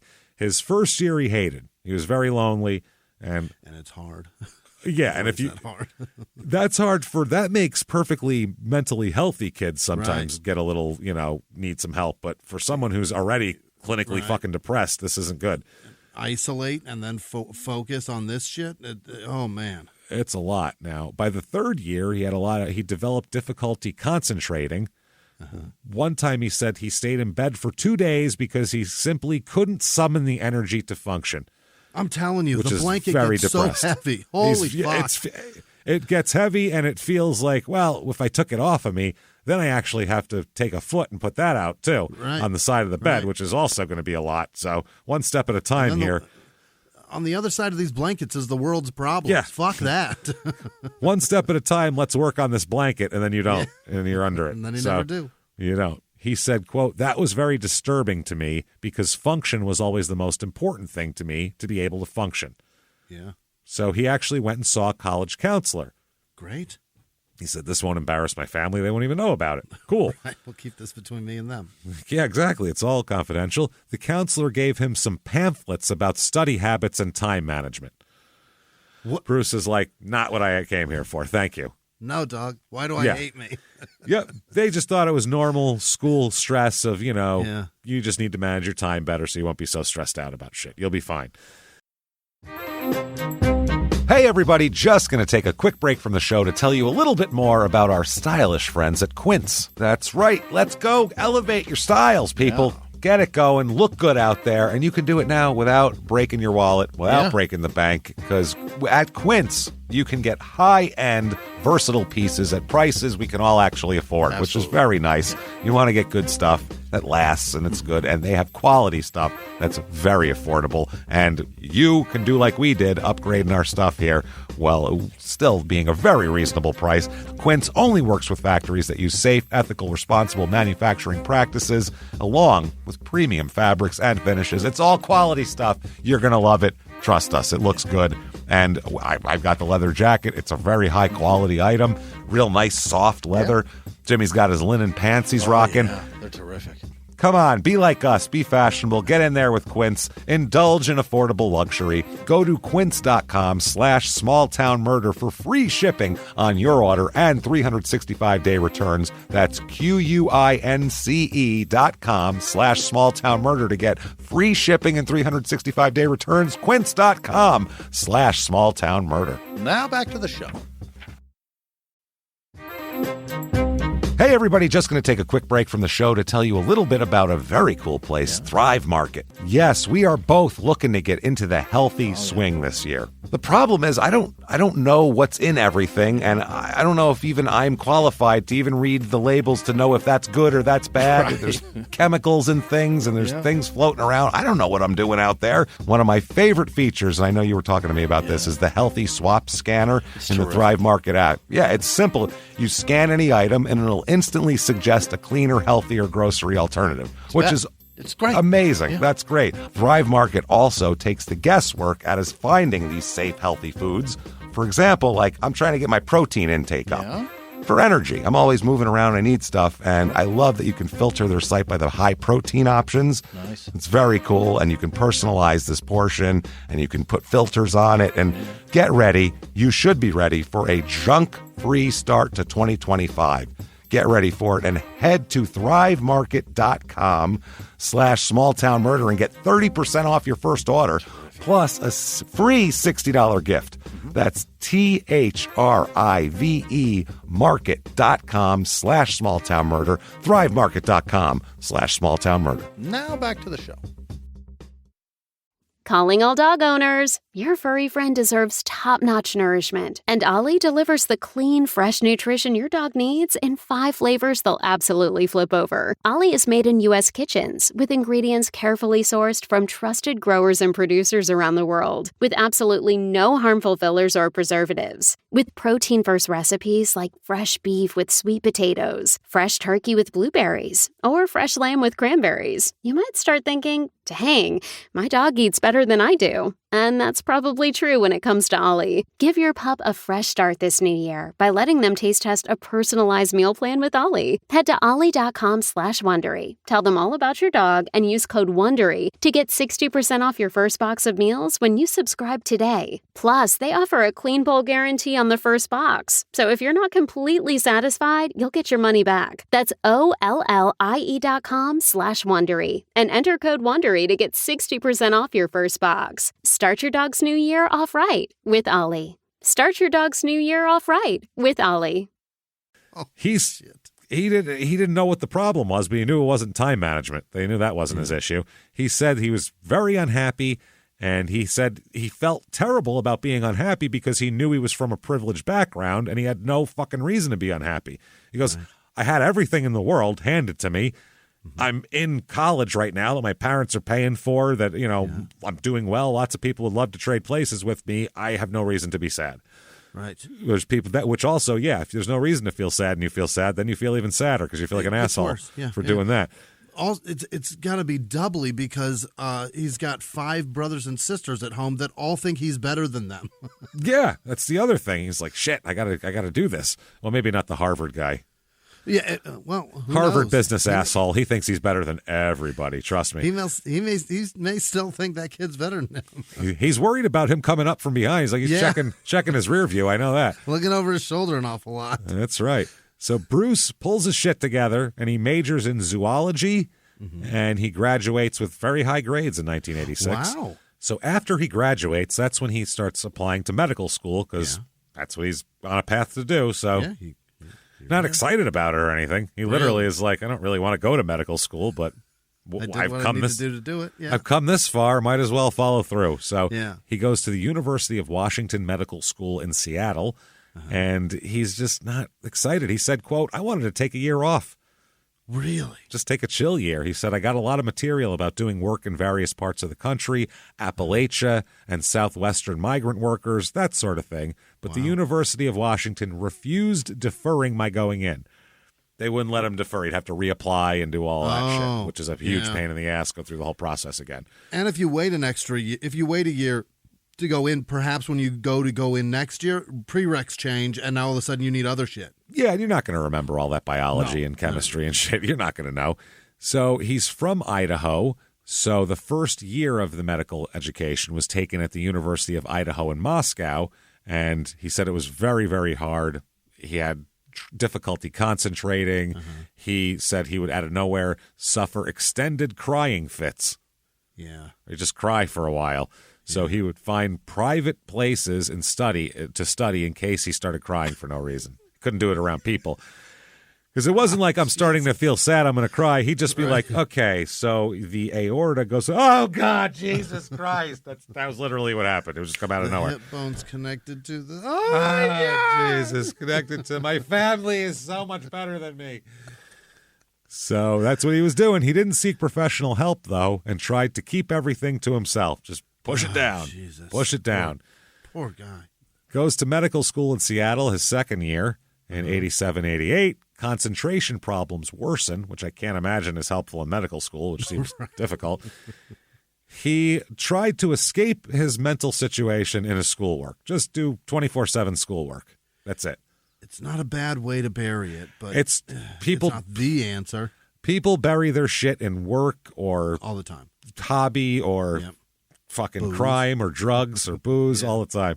He said Bruce found himself, what he would do is he would dress himself up in like dirty old clothes and go to Skid Row to hang out with homeless people. What? Because nobody there's judging him. Nobody judges anybody on Skid Row. Is that what he's worried about, the judgment? It's judging. It's feeling like you need to be better and great. Down there, we're all just sitting here. No one cares. We're all the same. We're all the same. We're all fucked. We're all fucked. There's no competition. Yeah. There's no, if you don't do this, and then you'll be here, and then dad'll be mad at you, and none of that shit, just hanging out. He said he'd just try to, quote, blend in. Wow. Just blend in. He was asked later, why did you do that, do you think? And he said, quote, I knew there was a good chance I'd end up there someday. I thought I probably would. Really? How many kids in their second year of medical school who come from this background of, a very successful family who has money and all that think, I'll end up on the streets, I'm sure. Probably. Yeah. Especially in their second year of medical school, like that. Fuck? That's what I mean. His brain just hates him. So by the end of his second year, he was studying for a final exam in psychiatry, and he read about, at that time, was the first time he read about the symptoms of chronic depression. And he realized, oh, shit, I check every box of this. This is what's going on here. Yeah, which it's a funny thing because, like, in college, they have people who do their first year, like psych medical students that are doing that. They have tons of maladies that they come up with. Sure. They think they have a million diseases when they start medical school. Then when they do, like, anything with psychiatry, they think they have all these mental illnesses. Right. It's a thing that happens. But he's like, no, this is fucked. This is exactly what I am. Okay. Yeah. So he said the stress, the depression, all of this, he was prescribed Prozac for his problems here. Okay, yeah. And at the time, that was the most effective, one on the market. Yeah. So he managed somehow through all of this to pass all of his classes at university. And he even went to Alaska that summer to work on a commercial fishing boat. Thanks, Prozac. Jesus Christ. Talk about a Prozac commercial. Yeah. He's studying 1 minute. Next Yeah. minute, he's got wind going through his hair as he pulls up a big net, and he goes, no, it wouldn't be possible without Prozac. High fives the fucking fisherman next to him as they pull out a salmon, a giant king salmon out of the... He's on Deadliest Catch going, thanks, Prozac. Thanks, Prozac. He said he started to feel better immediately upon taking the medication. He said it was a big relief to get up there when he got to Alaska, too. Sure. He said it was a big relief to get up there and back to some place where I could just work. I could just work and not have to think about or worry about anything. Well, he smiles. Just fish and do his thing. Yeah, he's the guy from Office Space. You know what I mean? Like, I just don't want to deal with it. Gut in the bass. Shut my brain off. Yep. So back in the winter of 1990, he went back to medical school doing clerkships. I don't know if that's the internships or whatever. In January, he began one of these in pediatrics in Spokane. And while he was there, he somehow got in contact with an old high school friend of his, Debbie Fields, his future wife. So she's about 3 months younger than him. They're the same age. And he'd known her in high school. She went to Santa Clara University in California. And since they were in high school together, he did his stuff in medical school. She went to college. Sure. And she's considered kind of not like him. They're the opposite a lot of. Like, she's considered real feisty and like kind of whatever. And he's real mild-mannered and kind of meek, everybody says about him, is what it is. So these two things, everybody said, balance them out. Places where she was up, he was down. Places where he was up, she was down. Opposites attract, man. One of those things. Mm-hmm. So her father, she comes from a good family, too. Her father's a lawyer. Yeah.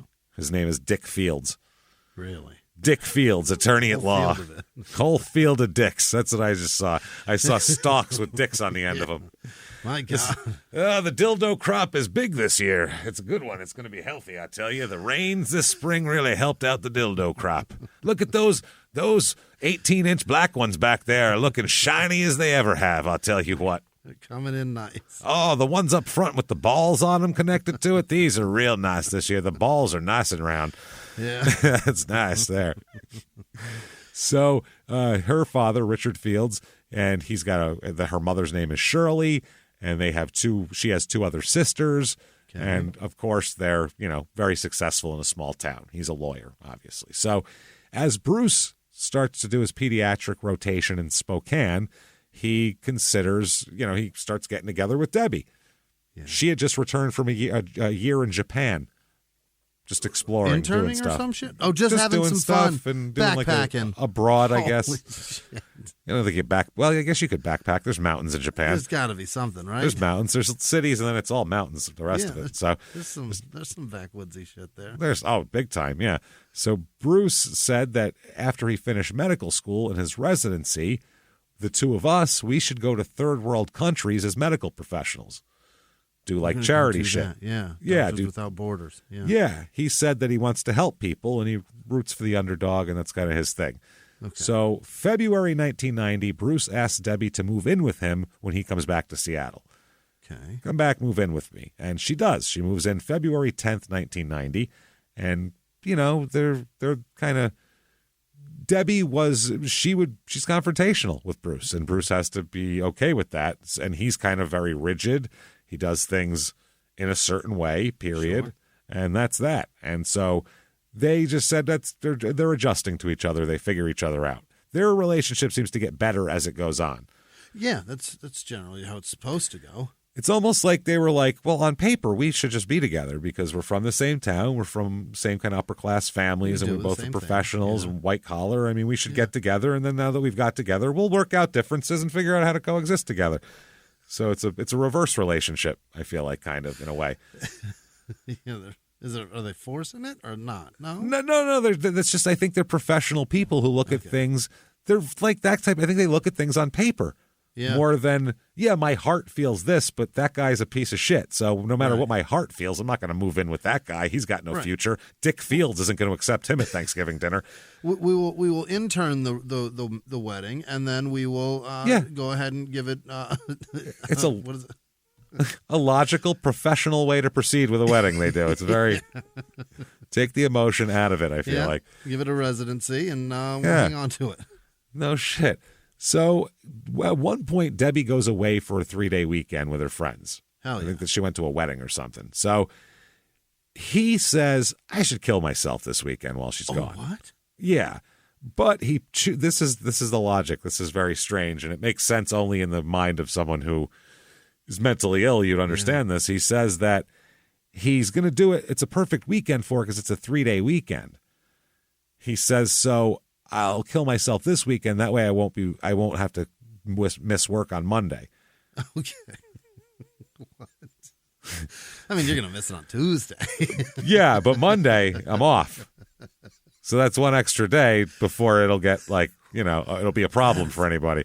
That's some fascinating logic. Very confused. He was also, I don't know how serious he is or if he's just thinking about it or what's going on here. But Debbie was going off to hang out with her college friends and do her thing. So Bruce ends up, he says he went in his car and took Unisom, which is sleeping pills here. He said, but things started happening that were very odd. I started feeling, you're on fucking drugs.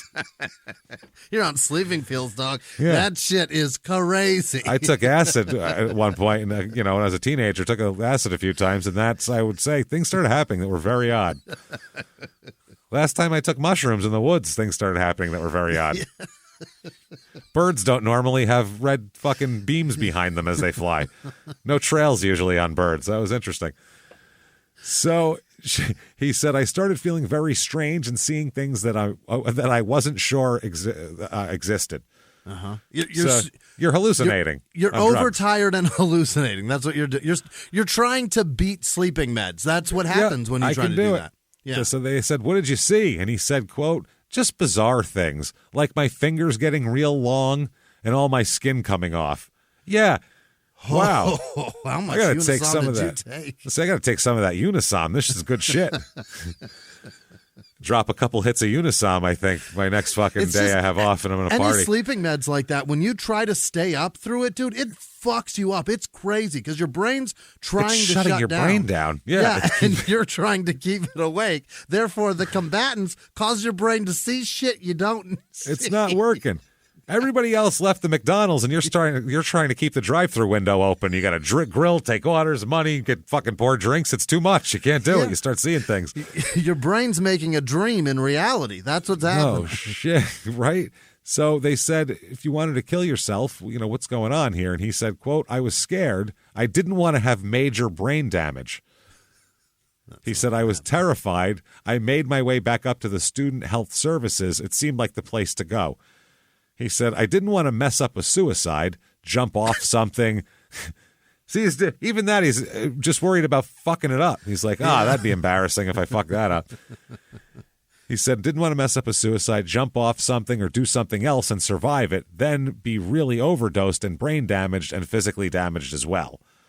Okay, so he was thinking, he's like, what if I fuck this up now that I'm on drugs? I can't try to kill myself because I might fuck it up.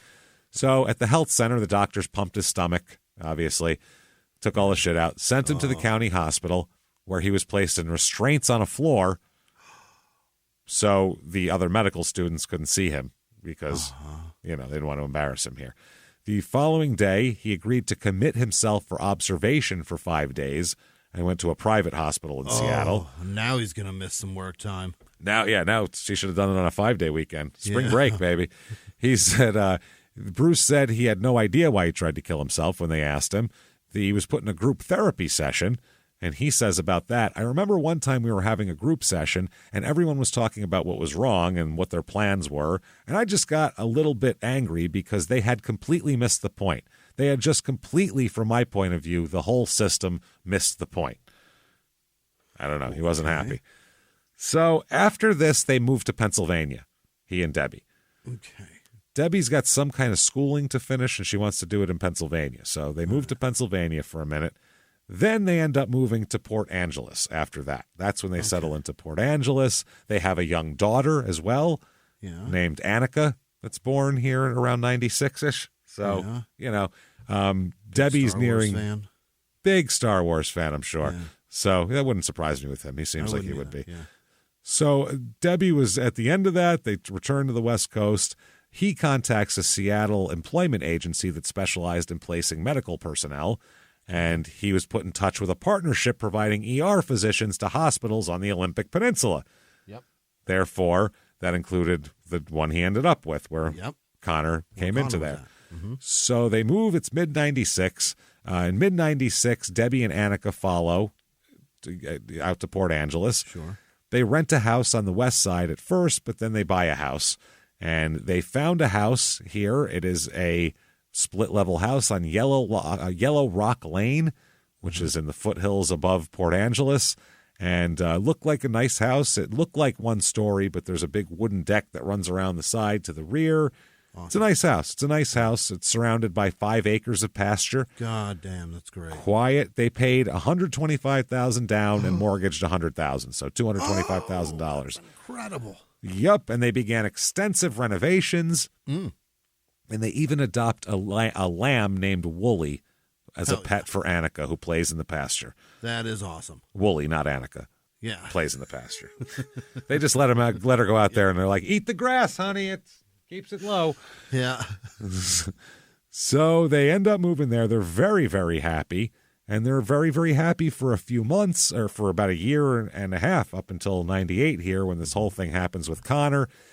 So after this happens with Connor, Bruce, that depressed him a lot. Yeah. The Connor thing. It depressed him. He didn't like what he saw, and he thought he could have helped, and he didn't. Yeah. Felt like a piece of shit because he didn't. Now he feels like a piece couldn't. of shit for other shit. Yeah. Yeah, he felt like a piece of shit because he couldn't and didn't. So both of those things. So March 1st, 1998 now. So 2 months back to that, almost 2 months later. Now, how does the movie Titanic figure into the story? Well, let's find out here. On March 1st, that night, Debbie and Bruce decided to get a babysitter and have a babysitter stay with Annika, and they were going to go see Titanic in the theater. They hadn't seen it yet. Titanic was in the theater for a year. Remember? It that long? It was a whole I think it was even longer than that. It might have been like 14 months or something. That motherfucker was sold out for like 6 months, too. It was you couldn't forever. get a seat. No. So early 98 is a lot of people were seeing it for the first time. So they saw it for the first time. It was everywhere. It was one of those things. Fine, I'll fucking see Titanic just so I can know what people are talking about, whether I hate it or not. I get it. King of the world. All right. All right, I get it. So Titanic traumatizes Bruce. Really? And not for the reason you'd think. He's not yelling about fucking, Jack could have fit on the door too, you selfish bitch. That's not what he's yelling. Okay? It's none of that. You'd think that's what it is, but it's not actually. What's here. he mad about? He's upset. First of all, he thought the movie was awful, is what he said, which I think is great. He hated it, which I'm right there with you, Bruce. I think it's a cliche-filled piece of shit. He called it filled with all sorts of posturing and shallow silliness, which is a great description of that movie. It's perfect. But I want to know so many specifics from it. It's I want to talk. Just have a chat with him about Titanic. Yeah. Just so we'll all agree. We'll talk about it when we're done recording. Who It'll did be the same he hate thing. the most? They had to see. Now, by the way, I have to mention right now, they went to see Titanic. Yeah. The coincidence of this, I swear to God, this isn't on purpose because we picked this well before this even happened. As we are recording right now, the submarine people are submersible. They're submersible there. There are a bunch of people gasping for breath right now. Billionaires that have gone down to see the wreckage of the Titanic. As we speak, they have about 15 hours of air left, literally. So by the time you hear this, anything's possible. They might have found them like bobbing around the North Atlantic, pop the top open, and they're like, it's about fucking time. They might be at the bottom of the ocean, like with a giant octopus wrapped around them. They might find them with 1 hour of air left, and 4 of them are dead because one of them has killed all the rest of them and is in the midst of eating. He's holding someone's femur like a drumstick, just like fucking, when they open the porthole, covered in blood. Well, a team family of ghost crabs are waiting on that thing to run out of oxygen and open up so they can get in there and pick the bombs. Anything. We don't know anything's possible to have happened by then, but Somehow, how often we've done, by the way, this is another thing to mention. This is episode 399. Oh, next week is something awesome. Our next Express. This Yeah. next episode will be our 400th episode. Unbelievable. So we're coming up on 400 episodes. In 400 episodes, how often has Titanic come up? Not the crash, the movie, any of it. Never, maybe? I don't think it's ever come up. No, I don't. I mean, apart from that In the conspiracy stories. theory about Titanic being Olympic, I think that's the only time we've ever talked about it. That's what, and all that time. And the first time Titanic has a serious fucking, it's in a story where this is happening this day. This is the craziest show. I don't understand it. I don't get it, but it's meant to happen. Like, we're meant to do this show because it We just always keeps do all lining up. something relevant, James. Not even on purpose. It just No. happens. It'll become relevant after we record it somehow sometimes. It's so weird. So Debbie liked the movie, though. She liked Titanic. Oh, that's perfect. So they drive course. home, him bitching about how much money they just spent to see this piece of shit. Well, they drove home like every couple drove home from Titanic. Him going, Oh, God. and her going, just it's smiling. so sad. Yeah. Why don't you ever fuck me in a Model A? Can't you paint my tits, huh? Do you think she was happy after? Do you think she ever found I don't fucking care. I hate all these people. That's what I think, okay? How much do you think that diamond was worth? Who gives a shit? It's not real. cares? None of this is real. Except for the ship. That part's real. And the song's pretty good. It's very touching. She liked the romantic shit in the movie. Yeah. She thought that was good, and she thought that there was, it was a nice movie. She liked it, whatever. So it's a it's a date movie. It's what's made for. A dirty dick was better than the rich dick. That's nice. That's it. That's That's so kind. the date movie. Yeah. So maybe Bruce, he might have identified with Leo? her fiance, with the other one. Oh, maybe. What's you his think name? so? You don't think he identified more with the fucking steerage passengers? I don't know. Well, the other guy grew up more like him, though. You know what I mean? Like, I don't know if he looked at it that way or what it is, but I'm not sure. So the one scene in the movie stood out for Bruce, though, that freaked him out and, according to him, sent his brain into some spin out here. Okay. The scene when the Titanic's deck officer, everybody's rushing for the lifeboats. Yeah. He's overwhelmed by it, telling people to stay back, stay back. He pulls out a pistol and shoots the guy. Yeah. Okay. Then Bruce was like, oh, my God, he watched that. And he was like, wow, that's so crazy. Not all the people trying to survive and the guy shooting him. That's very interesting. But then the deck officer turned the gun on himself and shot himself. Yeah. Okay. Now, he was fucked up by that. Really? It started to spin out because the way Bruce took it was he was so overwhelmed by the guilt of what he had to do and not being able to perform his duty that he had to kill somebody, that made him, that this guy couldn't take it, so he shot himself. Not that. Take. My take was he realizes this is chaos and why go down with this ship? I'm going to do it now and save myself the trouble, basically. Those that don't fit on these life rafts are dead. Yeah, and that's me. I'm not getting on the life raft because I'm the one helping them get on the life rafts. Why Fuck should I? This. Why should I bother trying to keep these people in line when this is happening? It's every man for himself. Nobody's taking this for what it's worth. They're just being dicks and selfish about it. Fuck it. Not how Bruce took it at all. Wow. He took it as like a duty thing, and he spun it all in his own mind, and it fucked him all up and sent him into a dark hole, okay? That's a dark car ride home. Dark car ride. So they get home. They chat for a minute with the babysitter. The babysitter and her sister are there. They made and took a few phone calls because there's messages for them. This is everybody having a cell phone, so people would still call your house. And they're important people. Yeah, and they know people know them. Yeah. One of the phone calls was from Debbie's sister in Lacey, Washington. That was about 10 or 10:30. That was before that. Then about 10 or 10:30, they decided to go to sleep, Bruce and Debbie. Okay. Neither of them could get to sleep because they hadn't eaten dinner, by the way. They just had a bunch of like candy and popcorn in the theater because Titanic was over 3 hours long, so they only had... They had like a 6 p.m. and a 9 p.m. showing, and that's what you had to do. Or at 6 and a 9:30. So they can't go at 9:30. They're going to be out till 1 a.m. So they went at 6, which is they came home from work. It's dinner time, right? Exactly. So they were, and at that time, before they left, Annika was up and wanted attention and all that, so they were playing with her. At some point, Annika wakes up while they're trying to go to bed here. Okay. And she ends up in Bruce and Debbie's bed. Debbie turns a movie on TV.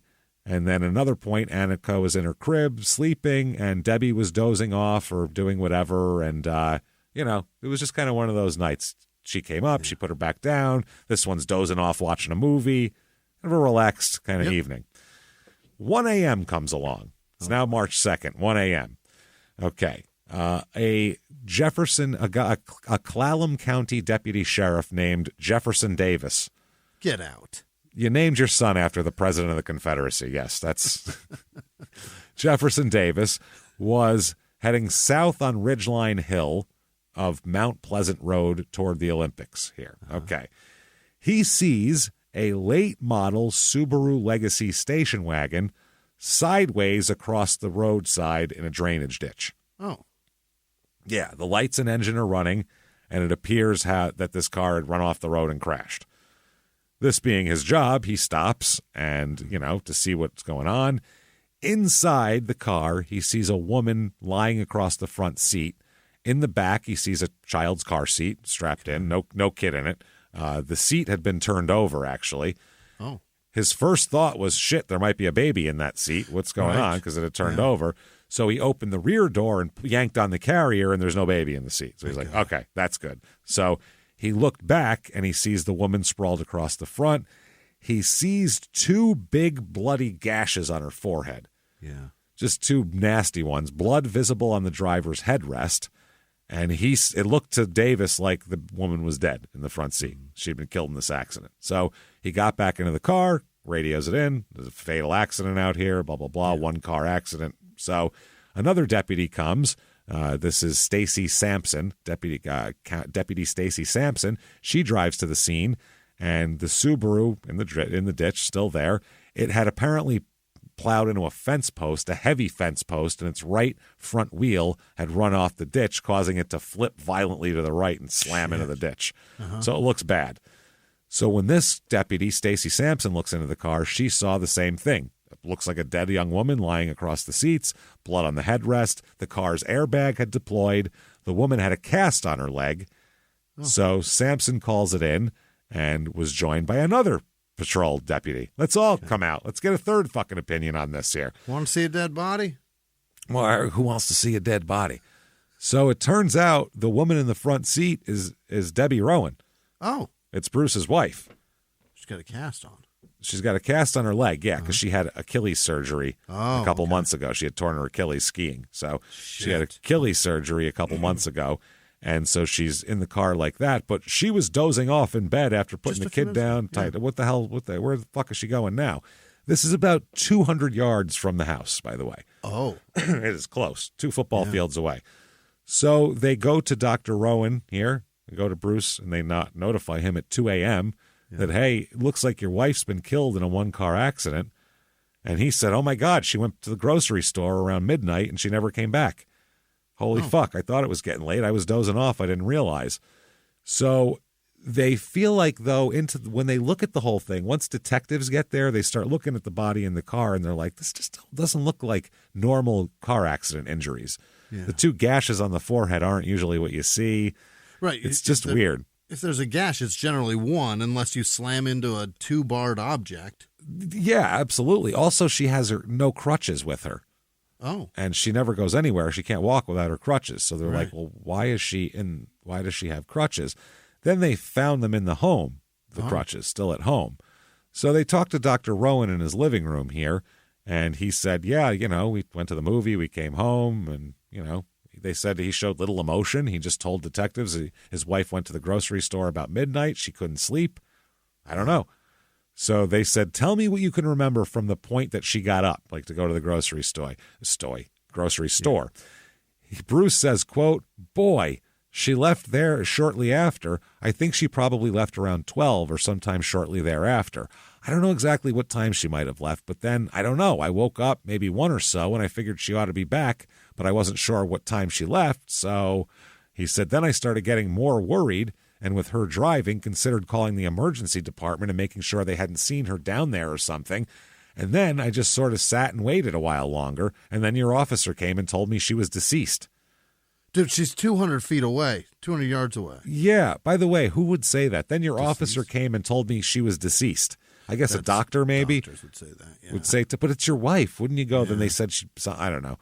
He then said, can I help you anymore? Is there anything I can do? Yeah. And they said that the detective said he was so taken aback by Bruce's very casual demeanor, like, anything else I can do for you? Like, yeah. Like He's an emergency room doctor. He probably says this shit all the time. It's weird. The detective said he couldn't get words out because he was so surprised by his demeanor. He said like between, he couldn't get between out. He was like shocked. He said between the time she got out of bed and the time the officer came to the door, how much time would you say during that time where, you were in a conscious state? He said, I don't know. I was just kind of in and out of bed maybe and slept a half hour, half the time, something like that. They said, did you hear any noises? No, nothing like that. They said, nothing that would make you think an intruder was in here or anything like that. He said, no, not that I'm aware of, Bruce says. I was just kind of up, in and out and up and down, but we have a lot of noises with dogs, and they bark and they jump on the deck. Yeah. They said, did you hear the dogs barking during that time at all? And he said, I heard a couple dogs barking, but nothing, major. So then they said, then he mumbles, and then he says, did somebody kill her or something like that? Why would you ask that? The detective said, all that we're able to see out there on the road right now, we think that's a possibility. Bruce said, quote, no, she's very well liked. And, with her pre-3 school co-op, she's got a lot of friends that way, and nobody would kill her. Pre-3. It's a co-op between parents for early children. Okay. Yeah.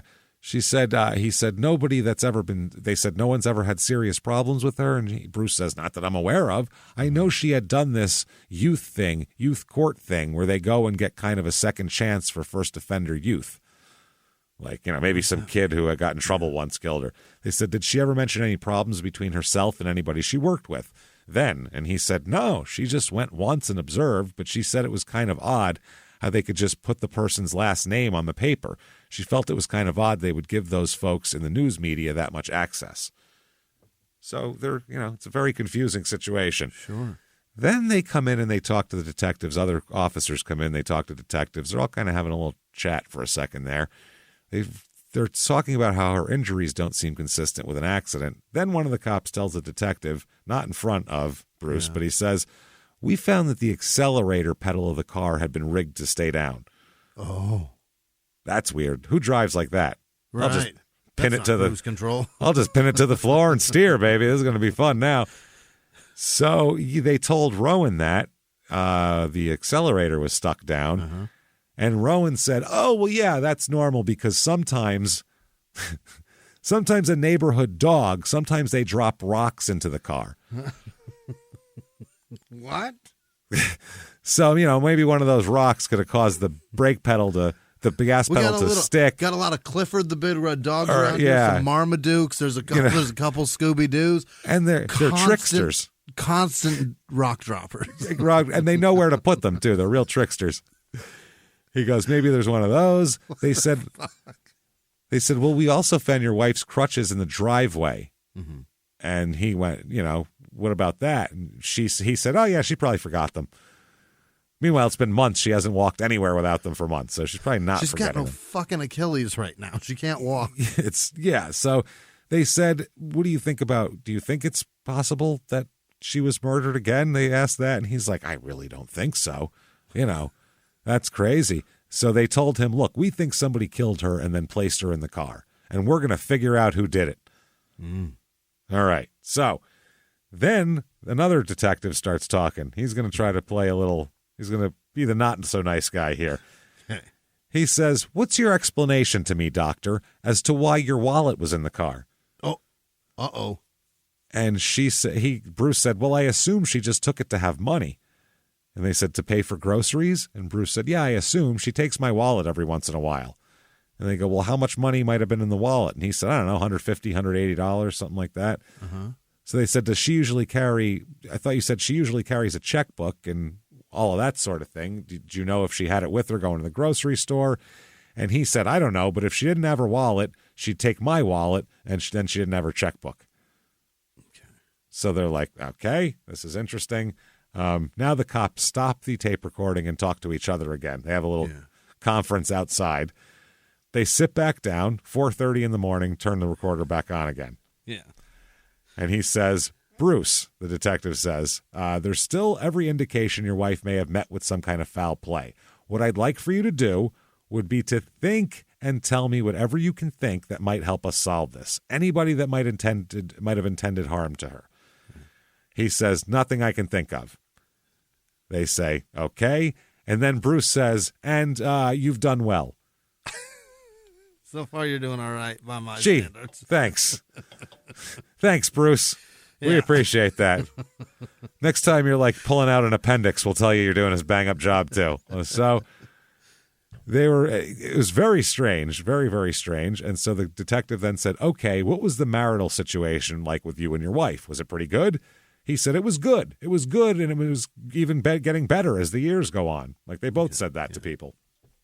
So they said, okay, what about your friends? Maybe people we can talk to. They want to find if they're friends. So they can ask them if they've been fighting lately, what's going on with this. So Bruce provides the names of people Debbie had known, all sorts of people, although he couldn't remember the last name of her best friend. That's weird. Which is interesting. Yeah, back then, I would think so. I'm trying to think. I guess I know Sarah's friends. I know their names, I think. I don't know the one's last name, though. She talks to her all the time, so maybe not. Your best friend? I guess. If she's not over the house all the time, they don't live here. I don't fucking know. So, anyway, the detective then says, remember, I explained to you that I saw a large aluminum object in the car, a chrome-colored object in Debbie's car. I now know what that object is, he says to Bruce. It's your trailer hitch. Oh, shit. Bruce said, oh. And they said... That's where that is. They said, was that in the vehicle? And he said, yeah, it was. It was.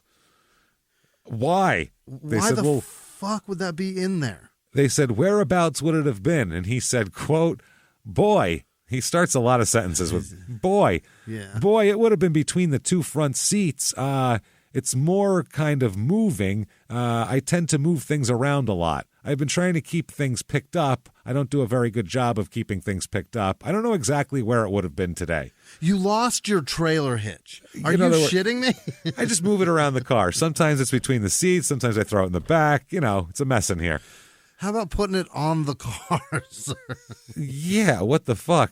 So they said, any reason why she would have left without her crutches? And he said, quote, boy, I can't imagine. Boy, she mentioned she wanted to use the motor scooter thing at Safeway to ride around on. Oh, yeah, those are fun. That's a good time. Me and my kids, we go late at night so that we can race them. No, they're fun stuff. Yeah, nobody needs them then. They're fine. They're sitting at there. 11, we're about to close in an hour. Fuck it. We're that. racing. Yeah. There's nobody. Yeah, it's fine. There's no old people here. Yeah. So they said, was it easy for her to walk without crutches? And he said, no, she definitely need her crutches. I think she forgot them probably. And then they said, they kind of go on a little more here. And Bruce says, actually, that was where she parked because they were talking about the driveway. That would be the place where she would get in the car, and she just laid them right there. That was her first time driving with her cast. She's not very well organized. Okay. Now, they go, at this point, another cop pulls up. So the detectives say, well, we're going to go talk to this guy real quick, and we'll get back to you in a minute. All right? Okay. We'll get back to you. And he said, well, yeah, I think I should go check on my daughter. Anyway, probably a good idea. She's up there. And they asked him a couple quick questions as they were walking away. And they said, how big's your house? He said, it's 2,000 square feet. And the cop said, oh, now you say your daughter's 3 years old? And he said, did your daughter, they were wondering if the daughter had seen something between them and could talk about it. So, they said, she was watching a movie tonight. Is that what you were saying? And Bruce said, mostly kind of uppity. She'd been up in bed and then up and down. So she's just been like in and out. So they got to the room of the daughter, the cop and Bruce, and the cop said, Bruce, I hate to say it, but I do think somebody killed your wife and put her in the car, and we're going to have to figure out who did it. And Bruce didn't really respond to anything. Instead, he looked down at Annika, who was sleeping, and said, I guess she's sleeping good tonight. Dude, Her mom's dead. They were like, okay, yeah. And then Bruce said, quote, I have to use the bathroom. And they said, the cop said on the recording, oh, sure, you bet. That's all. So Bruce goes through the kitchen, walks toward the bathroom, through there. The other detective came back in the living room, and they're talking, and the one detective tells the other, he's in the bathroom. You want to sort of keep an eye on him, or, what here? Yeah. Like, was he going to climb out the window and run away? So they went, nah, he's not going to fucking run away. He's the doctor, He's not going to run away. He's not going to go anywhere. He's fine. Yeah. So then they walk back into the house because they walked out in the yard for a minute to talk. They come back into the house. As they come back into the house, Bruce is walking into the living room as well, profusely bleeding from stab wounds to his torso and cuts to his neck. What has he done? They grab him and handcuff him to a chair while he sits there bleeding. They go, what the fuck is going on? And what are you doing? And he said, by the way, he's carrying the baby, too. He's holding his child bleeding. Bleeding all over the place. They said that the cuts on the neck looked somewhat superficial, but then they noticed more blood and all over his chest. And he says, quote, Bruce says, quote, I tried for the aorta, but I missed. Oh, my God. So they were like, holy shit. They said, why'd you stab yourself? And Bruce said, because the voices told me to. Oh, Bruce. Oh, Bruce. Annika was now crying because the scene is tense, and babies can sense tension. She's a toddler. She knows what's up, and toddlers don't like blood, probably. And a 3-year-old sees what's happening to Dad. This is crazy. Yeah, something weird is going on. So they're like, holy shit. They run over here, and they, everybody's tending to him because now he's bleeding profusely all over the place. They said at that point, one of the cops said he turned into a different guy, Bruce. They said it was like he was back in the emergency room, only he's the patient. He said no more passive shit. Now he's cool, calm, pointing people, telling them where to go. They said the child's up and about, upset and frightened. And the cop said one of the first things I do is pick her up. And he says that Bruce starts communicating with me. He's communicating about, he knows he's going to the doctor and he's going to the hospital, and he starts planning for the kid. He's calling people on the phone going, yeah, you got to come pick the kid up and blah, blah, blah. He's bleeding out, but he's like, yeah, you need to come do this. They're going to do that. He's coordinating things. Mm-hmm. So the paramedics then arrive, and Bruce begins instructing them on how to treat him. Because they're EMTs. He's a fucking emergency room doctor. So he's like, listen to me here. It's fucking wild. So they find out that while he was in the bathroom, he inflicted himself with at least 5 puncture wounds with a kitchen knife that he grabbed before he went in there, attempting suicide. The knife wounds to the neck and back were so serious that without surgery, he would have died. Incredible. Yes. So then he's sedated on a respirator and unable to talk to anyone. Creating really great retail experiences is tough. Especially with multiple stores, teams of staff, fulfillment centers, separate workflows. It's a lot. But with Shopify Point of Sale, you can do it all without complexity. And let's face it, acquiring new customers is expensive. With Shopify POS, you can keep shoppers coming back with personalized experiences and first-party data that give marketing teams a competitive edge. In fact, it's proven, based on a report from EY, businesses on Shopify POS see real results, like 22% better total cost of ownership and benefits, equivalent to an 8.9% uplift in sales on average relative to the market set surveyed. Want more? Check out at shopify.com/Wondery. All lowercase, and learn how to create the best retail experiences without complexity. Shopify.com/Wondery. My brother-in-law died suddenly, and now my sister and her kids have to sell their home. That's why I told my husband we could not put off getting life insurance any longer. An agent offered us a 10-year, $500,000 policy for nearly $50 a month. Then we called SelectQuote. SelectQuote found us identical coverage for only $19 a month, a savings of $369 a year.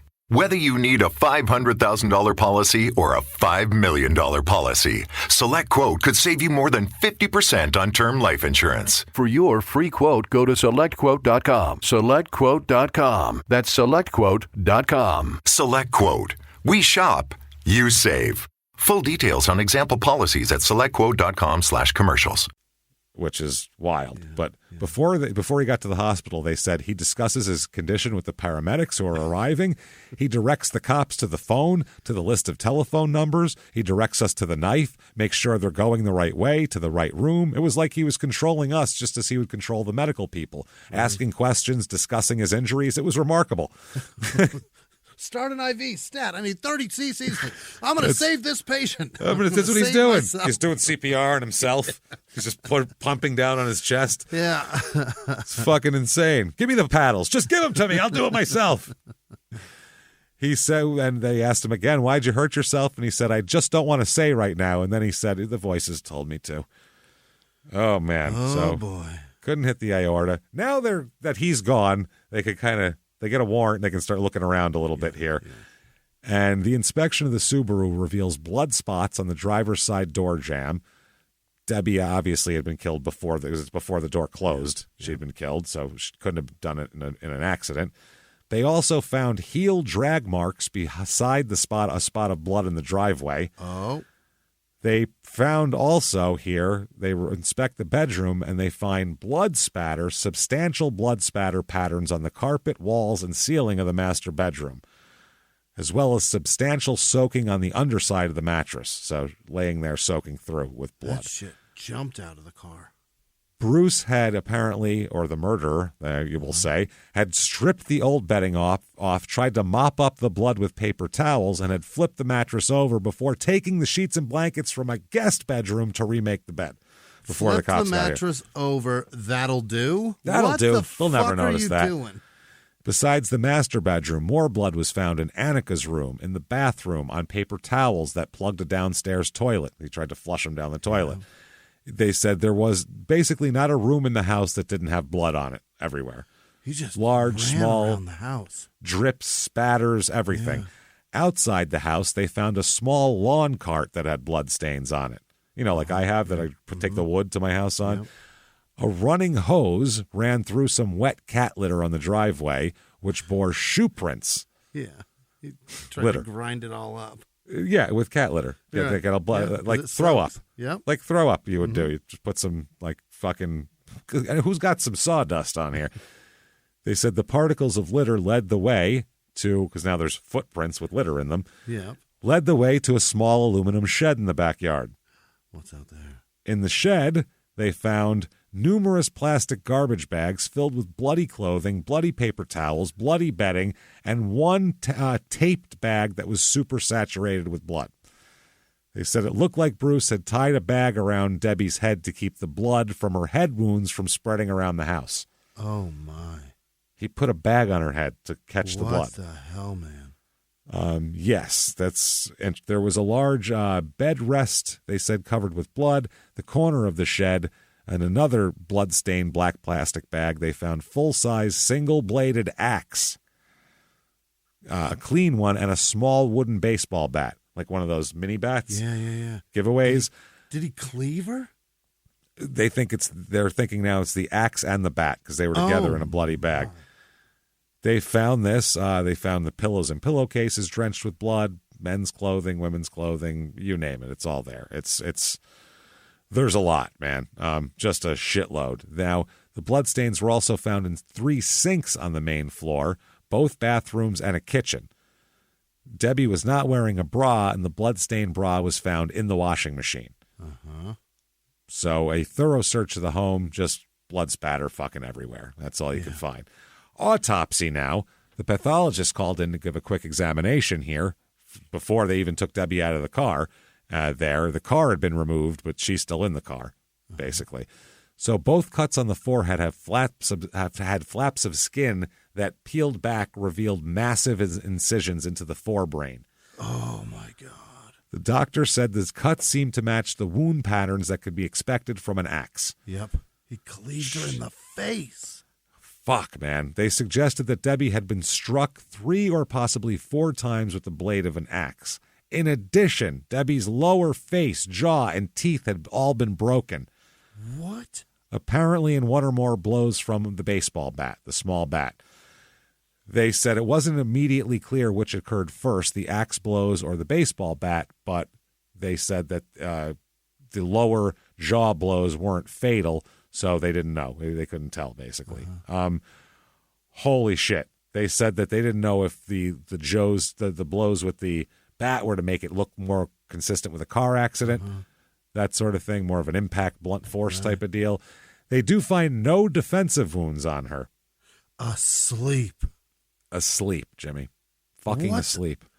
The ride home, he hated how much she loved Kate Winslet? I don't know. That much? The whole thing fucked him up. We'll talk about it. He'll talk. Don't worry. He comes out of his surgery. He'll talk about it. The medical examiner said, I believe a sharp instrument was used, then a blunt instrument was used. Jesus Christ. They said that the only way he could account for the massive blood spatter in the bedroom was by the bat and the axe, which left over 700 individual spots of blood. Jesus. They count them. Jesus Christ. That is fucking wild. They said the small size of the bat accounted for the repeated backswings and the rapidity of the blows, which in turn explained the vast number of spatter on the ceiling and walls. Now, what in the fuck happened? Honest to Christ, man. How do you get here?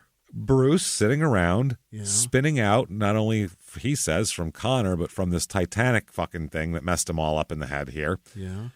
He said that around midnight or so, because they had talked on the phone to people before that. She called her sister and everything. As Debbie lay kind of dozing off in bed, she had her head propped up on like a rest, a headrest. So she's sitting up. And Bruce exited the house while she's doing that, went down to the wood pile on the side of the house. This is according to Bruce, by the way. Picked up the axe, carried it back to the bedroom, and then just without warning, just fucking started chopping at her head. Wow. At least twice, if not 3 or 4 times. That's what he said, too. He then said, and then went to get the small baseball bat, which, by the way, he bought earlier that evening. He just got it?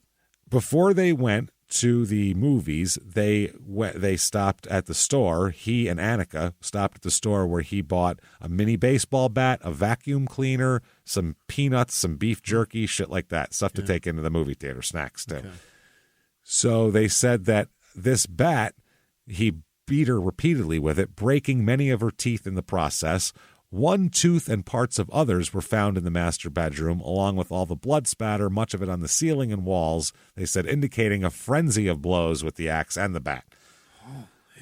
Following this, Bruce goes outside, gets the lawn cart, rolls it across the deck toward the master bedroom deck door and into the bedroom, because there's a deck door there. Brought the whole cart into the bedroom. Brought the cart into the bedroom, loads up Debbie into this cart, then wheels the cart all the way around the deck back down to the driveway out that way.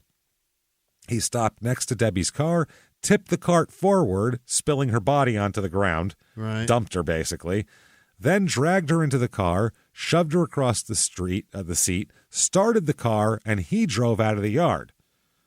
Up a slight incline to Yellow Rock Lane, then down Yellow Rock Lane to Mount Pleasant Road. At this point, he arranged Debbie in an upright position and sent the car on its way with holding the pedal down there. Had something to hold it down. Jesus Christ, superstar. Fuck, man. Then he went back to the house and started to clean, because you got to clean now. You got a whole lot of shit to clean. And all the bloody paper towels, the clothing, shit in the shed. He was cleaning. He probably was cleaning till a second before the cops got there to tell him about this. He just closed the cupboard.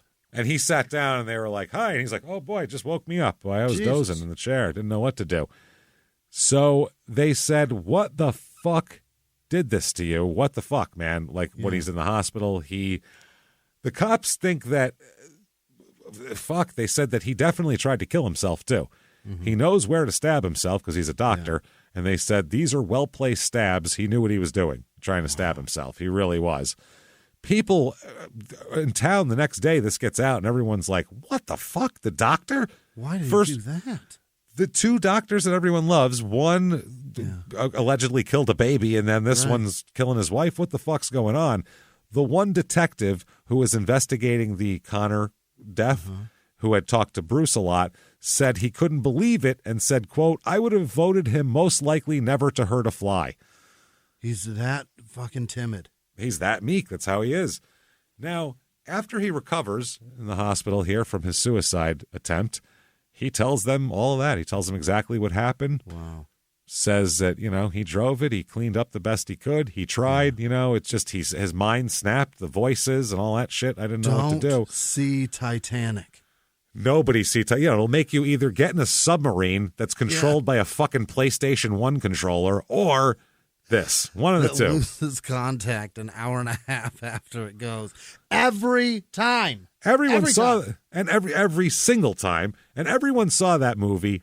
And how many things have happened that we don't know that it's because of Titanic? Is it subliminal? Did James Cameron put some subliminal shit in there that makes you go home and murder people?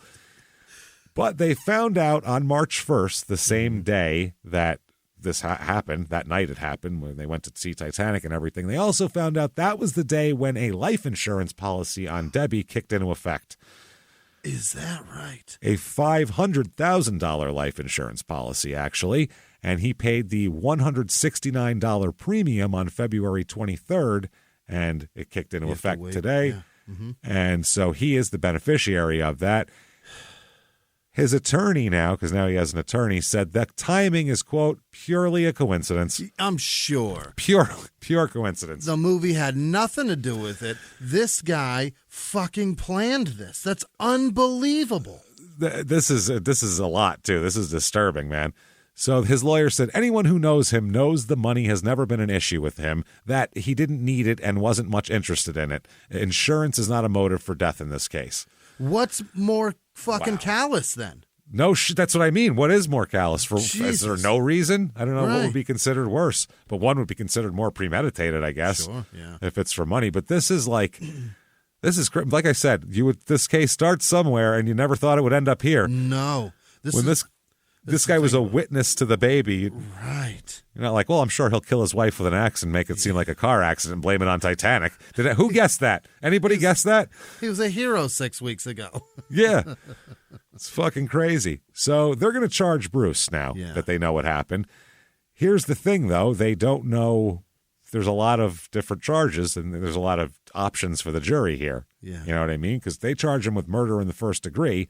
That requires proof of both intent as well as premeditation. Okay. So, in his case, intent to murder, obviously, he killed the shit out of her. He obviously meant to kill her. Yeah. But they were saying he even went down to the wood pile, got the axe, means that he thought about it. He had a minute to change his mind. So that's something. Then for premeditation, they point to the purchase of black plastic garbage bags. Yeah. That day of the killing, the purchase of a small wooden bat that day of the killing, and one of the things he used to dispose shit of, and one of the murder weapons he purchased the day of the killing, right? And that the life insurance policy kicked in that day as well. It all looks real bad. No shit. So the prosecutors concluded that Bruce had decided to kill Debbie several months earlier, and they said that the death of Connor McInerney just accelerated the whole thing. Yeah. Mm-hmm. Yeah. The one cop said, quote, the prosecutor, I think it had something to do with the Turner case in the effect of this. This nice world that he had taken about a year and a half developing was now crashing down on him because he took the opposite side. He took the side that found fault with what Dr. Turner did, so he's becoming a pariah at the hospital. He's becoming a pariah to the supporters of Turner in town, which is a vocal majority of the people in town. He's all of a sudden become a part of the problem, so I think he wants to cut ties here in Port Angeles and move on. Oh, he sure did it. That's what they're thinking. So they said Debbie, though, was putting down roots in the community when they investigated it, making friends, developing her own career, and all that kind of shit. And this isn't what Bruce had in mind. The one prosecutor said from the start she was going to be his support in this nomadic lifestyle. We'll be here for a while, and then we'll go do some medical good works in this poor country. Then we'll come back and earn some more money. Then we'll go off in some third world country. Yeah. And they had agreed that this was going to be their lifestyle when they became a couple. And I think she changed her mind on him.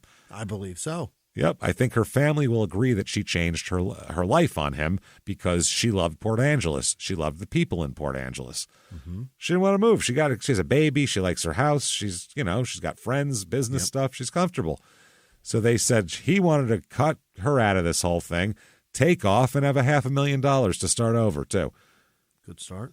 That's the thing. So there's multiple. There's first-degree murder. There's manslaughter. All these different options. One of the options as well that Bruce is going to be going for, his attorneys, is insanity. Is that right? They're going for insanity. Yep. They're going for diminished capacity here. He did tell the cops, the voices told me to do it right out of the gate.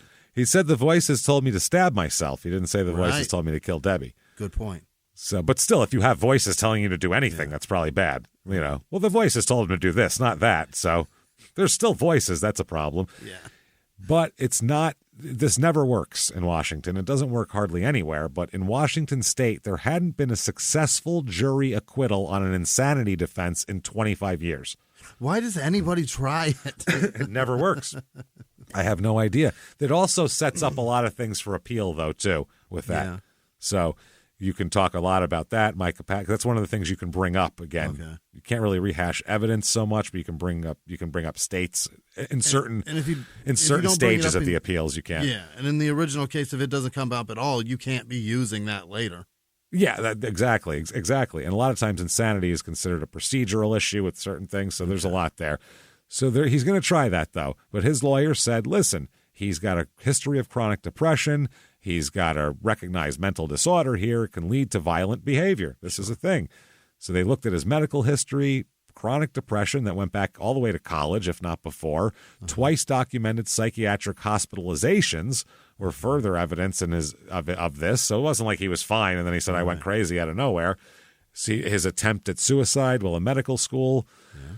So they sit him down with a shrink here, his defense team. Sit him down with a psychologist, and they conclude that Bruce was a tortured soul, a victim of classic case of unipolar depression.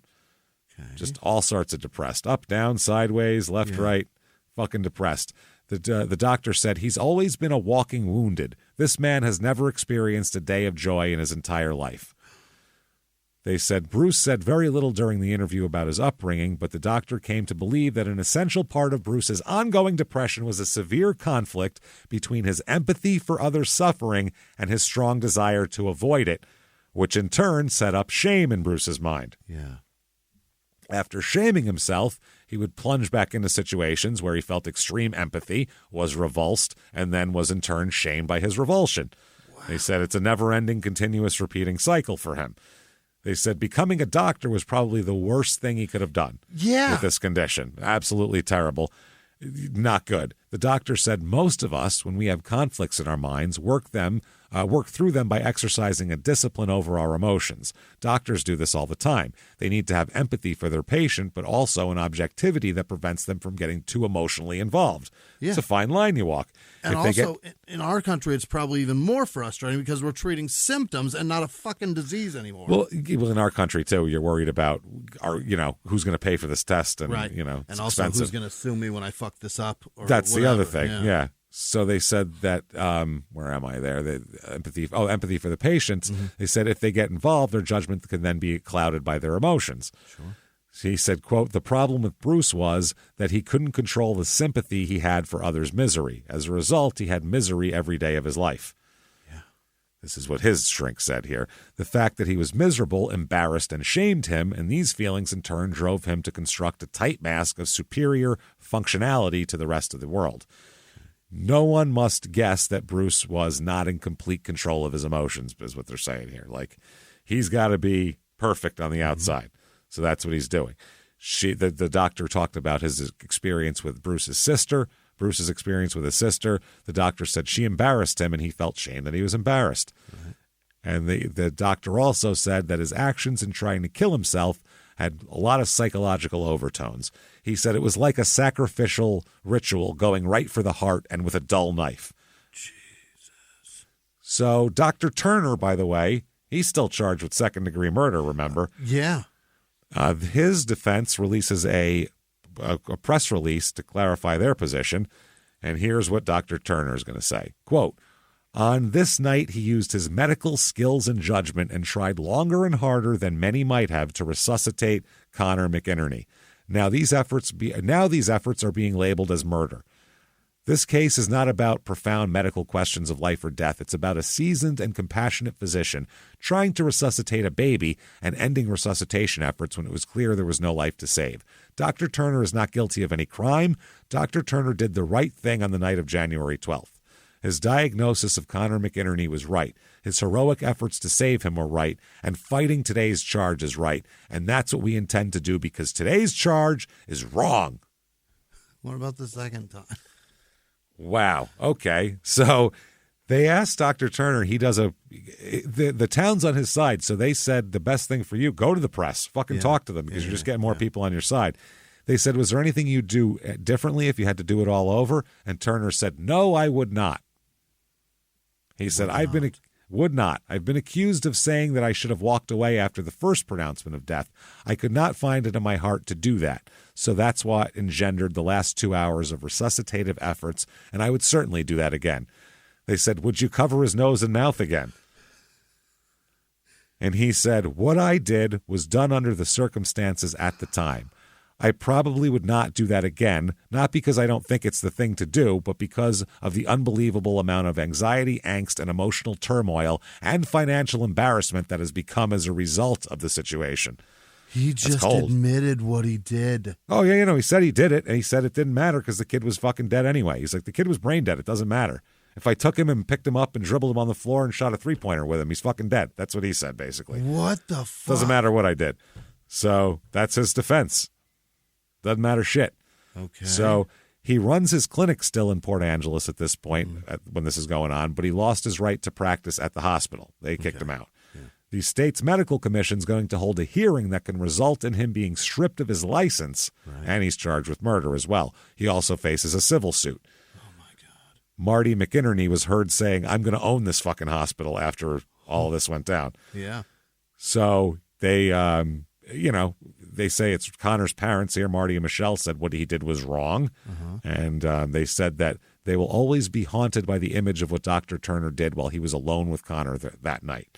And they said they're going to keep trying to get justice for Conor. So the trial is about to happen for Dr. Eugene Turner. Right as it's about to happen, they dropped the charges. What? Dismissed. They were just about to impanel a jury. Yep. They said that he's been treating children for 27 years, and they said that he always believed he did everything he could to save the life of Conor McInerney. And this was after a medical board said that the kid was a medical board's report said that the kid was brain dead, and basically essentially dead. Breathing or not, he was dead when he got to the hospital. So anything that happened after that is all moot. Wow. Did Turner get to work back at Conor McInerney Hospital again? I don't think so. Old Marty McInerney Memorial, I don't think so. They said, and he was right, and we think the decision bears that out, the defense said. So the parents, though, Marty and Michelle, quickly served notice that they'll be suing him for wrongful death. The state's medical disciplinary commission, though, said they didn't know what to do with Dr. Turner. They asked him, did he place his hand over the mouth and nose, even if the breaths are only reflexes preceding death. They said, is that what you did? So a panel is done here, and they're talking about whether he's going to keep his license. Yeah. And they said blocking the airway of a baby for any reason, even to hasten an inevitable dying process or to be humane and compassionate, was below the standard of care expected of reasonably prudent physicians in the state of Washington. Yeah. They said it broke state law. They said his actions created actual harm or an unreasonable risk of harm to the baby and the baby's parents.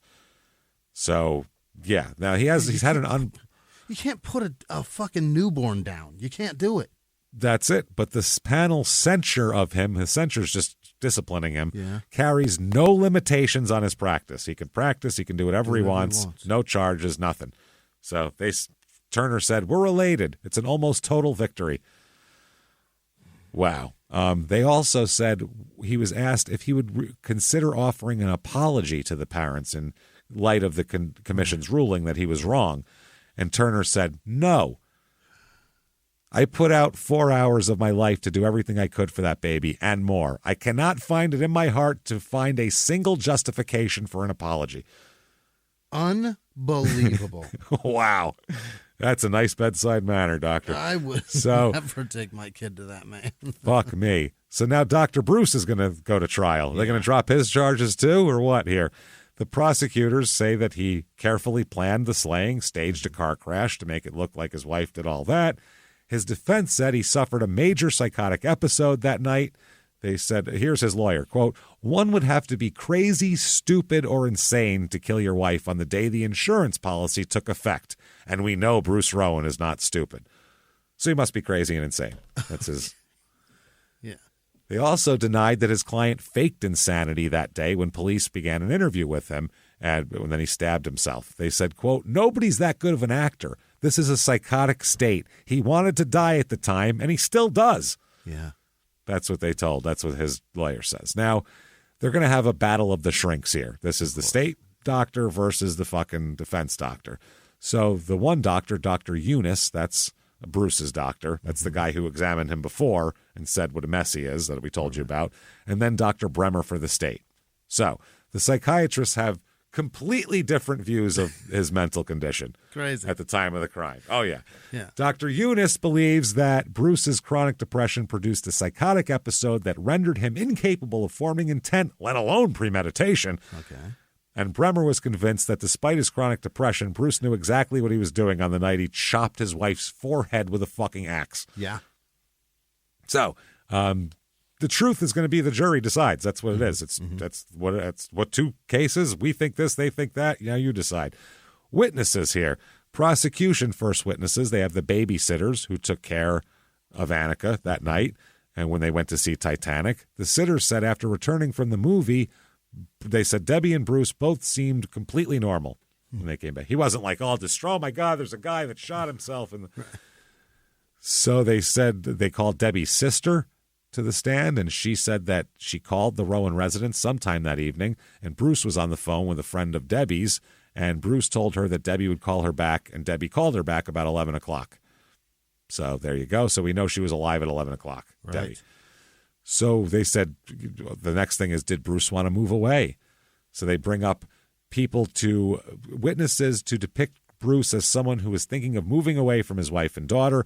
One witness testified that Bruce had asked him about buying a custom log home, but Debbie had said no because it was too expensive.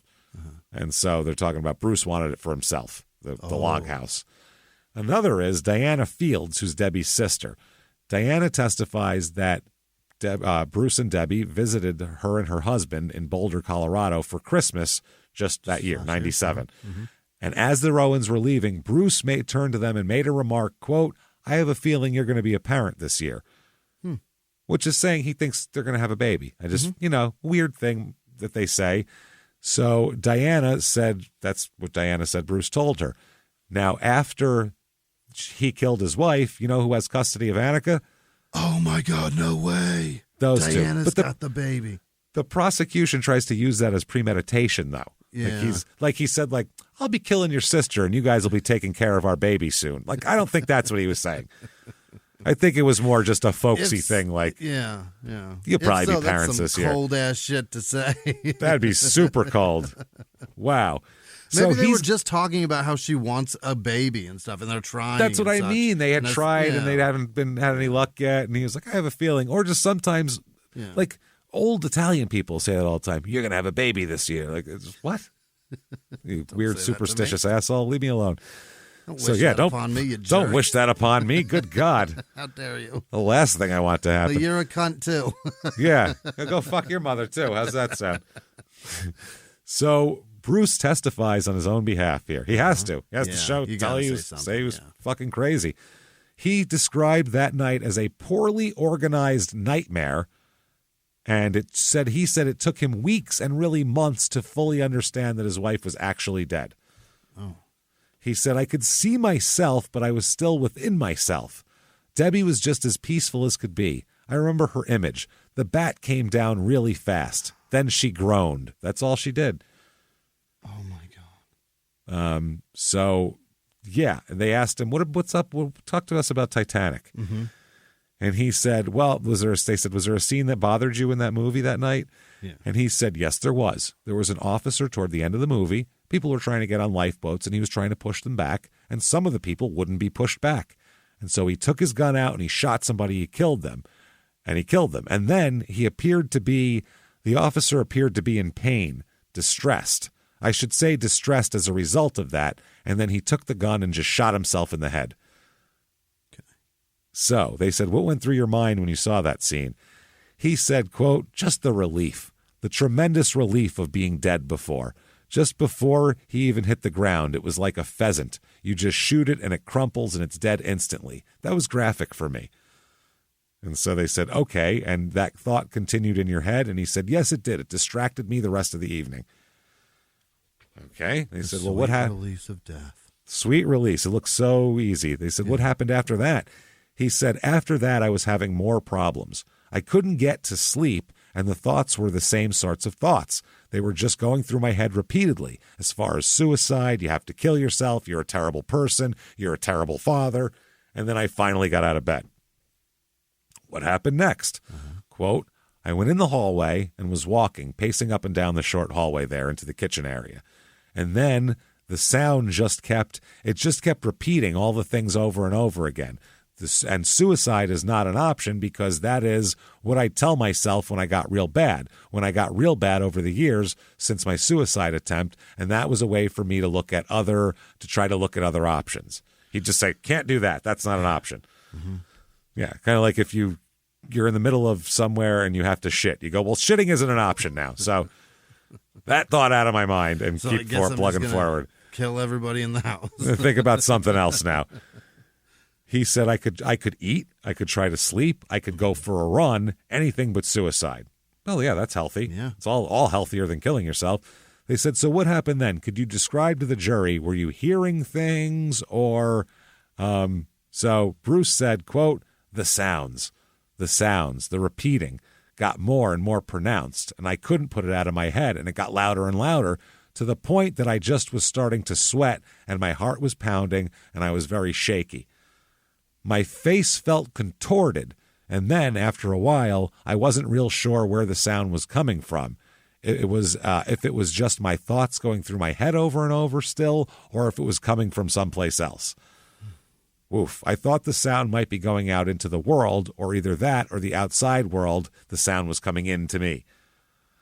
So neither of those are happening. So they said at any time where the sound's telling you something, and he said the sounds were very similar to what I had been hearing before, telling me to kill myself over and over and over again.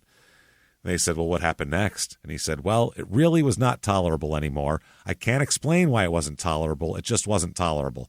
Everything just went calm, and I felt like I had just was removed from the whole situation and was watching myself at that point. My face got calm and sort of flat, and I quit shaking. I wasn't sweating. I was just looked like nothing was wrong, but my mind was still going. And he said it was very difficult to explain. It's not as though I could say I was sitting in that chair over there and watching myself that way. It's much more abstract than that. I could see myself, but I was still sort of inside myself. Okay. Wow. They said, what happened next? He said, I went out to the garage and I got the baseball bat that we purchased that day. Then what? I came back in and I was sitting. I just came into the bedroom just as calm as can be, just like Debbie was as peaceful as could be, and I remember her image. And they said, then what happened? And he said, then the bat went down really fast, and the swiftness of the bat coming down and just hitting her in the forehead. And he starts weeping, and he says, then she groaned, and that's all she did. It was just a groan. And they said, what's going on in your mind at this time you're describing? And he said, nothing, just watching it all happen. So then I went downstairs and I got the axe out of the wood pile. And I brought the axe upstairs and I walked into the bedroom and I was as calm as could be. This is like The Shining this has turned into here. It's just snapped. I just took it and I just swung it and it just hit her. I just hit her. I said, how many times? And he said, just twice. And they said, what reaction did you have after hitting her with the axe? He said, nothing. I was just watching it. I didn't do anything. I didn't hear anything. And he said, did you realize at that point you were killing her? And he said, no, I would never do that. Never. So, yeah. They said, Bruce, you did indicate what was going on in your mind at the time. Let me ask you, after you swung the axe, what was Debbie's appearance? And he said, there was blood everywhere. And they said, what was your reaction to that? And he said, there was no reaction at all. It was just, I have a picture of the scene. I just have a picture of the scene in my head. And I remember going into Annika's room, and then the police officer was kind of right there. And then he left, and I went back out, and there was a police officer, and I just went to the knife block and got a knife. And then I went into the room and closed the door and took the knife and pulled it into my stomach. Mm-hmm. He said the bathroom had a door that opened into Annika's room, and they said, well, why'd you go in there, into her room? And he said, I don't know. I was watching it happen, and I took her out, and she was playing with her toys. Then I took the knife, and I had stabbed myself 3 times in the stomach. And then I took the knife, and I put it up on my chest, and I was trying to push it in, and it wouldn't go in. Yeah, because there's a rib cage there. Yeah, that's chest plate's hard. They said, so what did you do? And he said, then I had to pound it in, kind of like a hammer. Oh, God. How did you pound it? He said, I grabbed a hold of the door frame and pulled myself into the door frame, the door jamb. He recalled that he had his back to Annika while he was doing this, so she didn't see this. They said, okay, so you went to the hospital, and then you've been in a institution for the last few months here. They put him in a little place to cool off. And he said, this was my first opportunity in my life to reflect. I don't know if it's an opportunity, but not to be able to do anything except look inside and look at that black demon in there, that black demon that's been dominating my life at times. And at other times, I've been able to get control of it. Okay. Cross-examination now. Yeah. Oh, boy. They said, well, let's exclude wars and self-defense. You know it's wrong to kill somebody, right? Yeah. And he said, I absolutely do. And they said, you knew it was also wrong what you did that night, didn't you? And he said, March 2nd, 1998, I don't know anything. I didn't know anything. I was just watching something happen at that point. And they said, you went outside and got a weapon, correct? And he said, I watched myself do that. Okay. Did you? Yeah. You watched somebody else get the weapon. And Bruce said, well, now I know it was me. Obviously, now I know it was me. But at the time, or even for weeks thereafter, I wasn't sure who it was. Which weapon did you get first? The bat, Bruce says. And did you watch yourself? What did you watch yourself do with the bat? Bring it in the house, Bruce says. Where were you when you watched yourself? It's hard to explain. As I mentioned before, it wasn't like I was sitting in a chair over there and watching what was happening. It was like it was someplace sort of inside and being removed from it, being removed from the situation. So you've seen POV porn, right? It was like that. It's kind of like that, where like I'm in it, but I'm also kind of separated from it. Like you're the person watching the POV porn, not the person in the POV. They said these voices were telling you to kill yourself. He said they were. They said, were they not telling you? They were not telling you to kill Debbie? And he said they never did. So you brought the bat in the bedroom? Yes. You were walking with what kind of shoes? He said, I don't know. They said, was it quiet? And he said, I don't know. Did you wake her up? And Bruce says she was sleeping soundly. Just the image of her was being very peaceful. They said, where's Annika? In her crib, and all of that. So they then asked him about the shopping trip he'd had that afternoon. Didn't you buy a baseball bat and some trash bags and some pepperoni sticks and some popcorn that afternoon before the killing? And he said he had. He said, sir. Then they said, sir, what was the need for the bat on this afternoon? Yeah. Why'd you buy it? Bruce said, no need, just Annika and I needed to entertain ourselves and go out, and that was something that we'd been thinking about getting. They've been talking about it, him and the 3-year-old, having a real... They went over the pros and cons, they made a list, they sat down, let's get this mini bat. Budget right now, maybe later, yeah. They said, getting a bat like this, and he said, right. And it's only a coincidence that it was used a mere 6 or 7 hours later to smash Debbie in the head. Bruce says, I don't know about a coincidence. It's just what happened to be used. Or there was a lot of other things that could have been used. They said it was a mere coincidence that a full bag of trash bags, 8 of them, were used in the course of this evening. And he said, I'm sorry we had bought them that day. Fuck does that mean? I mean, I'm sorry. I'm sorry I'm prepared. Sorry. If you had them, wouldn't you use them? I mean, come on.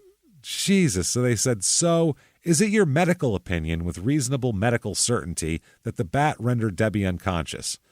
And he said, I don't have any medical opinion about that. They said, did it split her skin? And he said, yes, I think so. Uh-huh.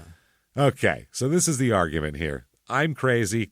Can't you hear me? I saw myself from the inside, but sort of the outside. Closing arguments here. The prosecution asked why Bruce would have gone to so much trouble to clean dozens of blood-stained surfaces and lie to police in interviews if he wasn't aware of his actions. Right. Yes, the prosecutor also said here that he carefully planned the murder scene, then staged a car crash to make it look like his wife died in a traffic accident so he could collect $500,000 and fucking travel the world. That's what he wanted to do. Defense lawyer David Allen said his activities on the night of his wife's death are evidence of his psychotic breakdown. He saw Titanic. That's crazy. I mean, who the fuck wants to watch that? It's so long. It's just so long. Rose, Jack, Rose, over and over again. Anyone will lose their fucking mind. So he said, again, one would have to be crazy, stupid, or insane to kill your wife on the day the insurance policy took effect. We know he's not stupid. He said, rather than send my client to prison, don't do that. Yeah. He knows they're going to find him guilty of something because he did it. So he's not denying. Yeah, he's in court. So they said, rather than send him to prison, wow, quote, you should put Rowan away in a locked ward in a mental hospital. He said, Bruce Rowan will obviously have to be under care for the rest of his life. So, what's the difference? Come on here. So October 31st, 1998, Halloween night is the verdict here. Verdict comes in, and, all the jurors in there. Finally, it took them a while. Got a unanimous thing finally here. Yeah. And they find him not guilty by reason of insanity. Get out. I swear to Christ. Not guilty by reason of insanity. He's good. He just went a little loopy pie there for a minute. He's fine. Okay. Well, what the fuck? What do we do with this guy then? We've heard this a lot on this show. Yeah. And like last week with the girl stabbing her mother's vagina, I believed her. Yeah. I believed a lot of what she said. I think she was fucking loopy, crazy, nutsy time. So this guy is just like I don't know. I saw myself, but I wasn't really doing. Get the fuck out of here. Oh, my God. But there's going to be a hearing next week to see if he'll be committed to a hospital since he's found insane here. Mm-hmm. So during the hearing here, during this, the jury felt that he posed a danger to himself and others, so he's committed to an indefinite term at the hospital for the criminally insane until they do the hearing. Okay. So they put him in there, so then we'll find out what to do with you here. So he says to the jury as he leaves here, and they tell him that, finally the hearing comes up, by the way, and the jury rules that Rowan poses a threat to himself and others and should be confined to a state mental hospital. Mm-hmm. So he will be confined to a state mental hospital, but there's no set term or anything like that. Indefinite. It's just indefinite tomorrow, 50 years from now, who knows. Right. He says to the jury, quote, I just wanted to say how much I appreciated your attentiveness. Okay. He said, the most important thing for me was to get the story out accurately and for Debbie's parents and her family to hear directly from me what happened and for my friends and family to hear that. He said, so once again, thank you very much. I had planned to make this statement before you came back with a verdict, but they wouldn't let him. They said you have to wait till afterwards. So the judge said that they're going to commit him to a locked ward at Western State Hospital for an indefinite period. They said this means, his attorney, David Allen, this is the defense attorney, said this means the public will be protected indefinitely. That's what indefinite means. Right. Indefinitely. He said it could be 10 years. It could be for the rest of his life. Going to be in there a while here. Okay. Know that shit. So it's all a psychotic episode. And then he finally said at Western State, he'll get the therapy he needs. Deserves. Yeah. Nay, deserves. So then his brother also says that he's happy this happened because, he needs the help, obviously. So they're happy. Mentally ill offenders are kept in a separate building other than other psychiatric patients, and their status is typically reviewed in hearings every 180 days.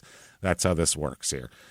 Also, he even thanked the judge and the prosecution also during that. Other reactions to this verdict here. The 12 jurors wouldn't detail their deliberations, but they said the 3-week trial and 3.5 days of deliberations were hard on them. I'm sure. One here, juror Leo Schmallenbeck, He said, insanity is not an easy matter to come to a conclusion on. We had to really look at the evidence, and we did that very carefully. Then we all bashed ourselves in the fucking head with our shoes till we started drooling, and then we filled out our fucking forms. That's what he did. Another juror said, quote, it's been one of the worst things I've ever done in my life, and it will change my life for the rest of my life. Okay. Okay.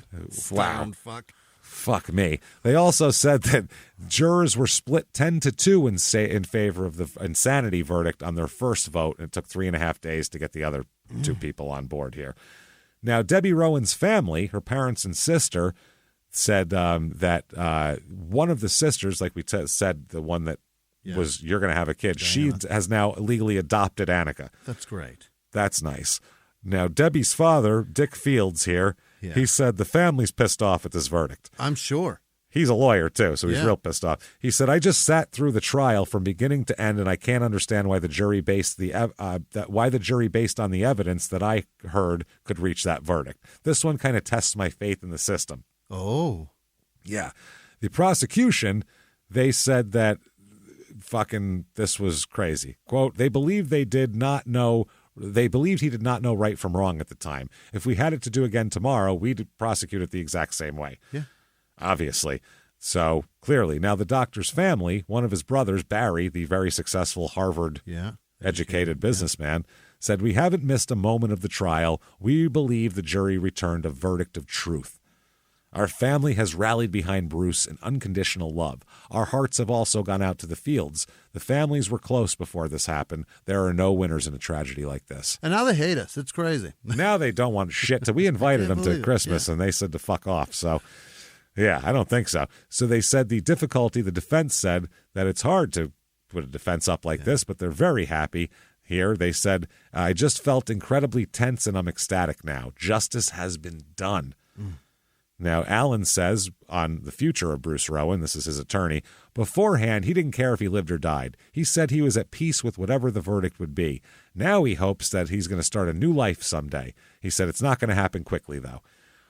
While awaiting all of this, by the way, during all of this, Rowan, wow, he fucking put into... Basically, just because this is going on, they like suspend his medical license while this is happening.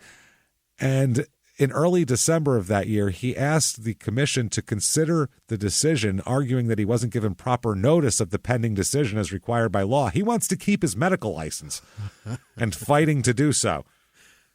He's at the hospital here, and he says that he wants to be, rather than have it revoked, he wants it to be indefinitely suspended from a practice, which would make it easier for him to reapply for his license and resume his career when he's released. Reinstate it when I get out of here. I'll be fine. The case is before the state's Medical Quality Assurance Commission, which handles disciplinary matters involving physicians, and an administrative judge is to decide whether to allow Rowan's appeal to go forward.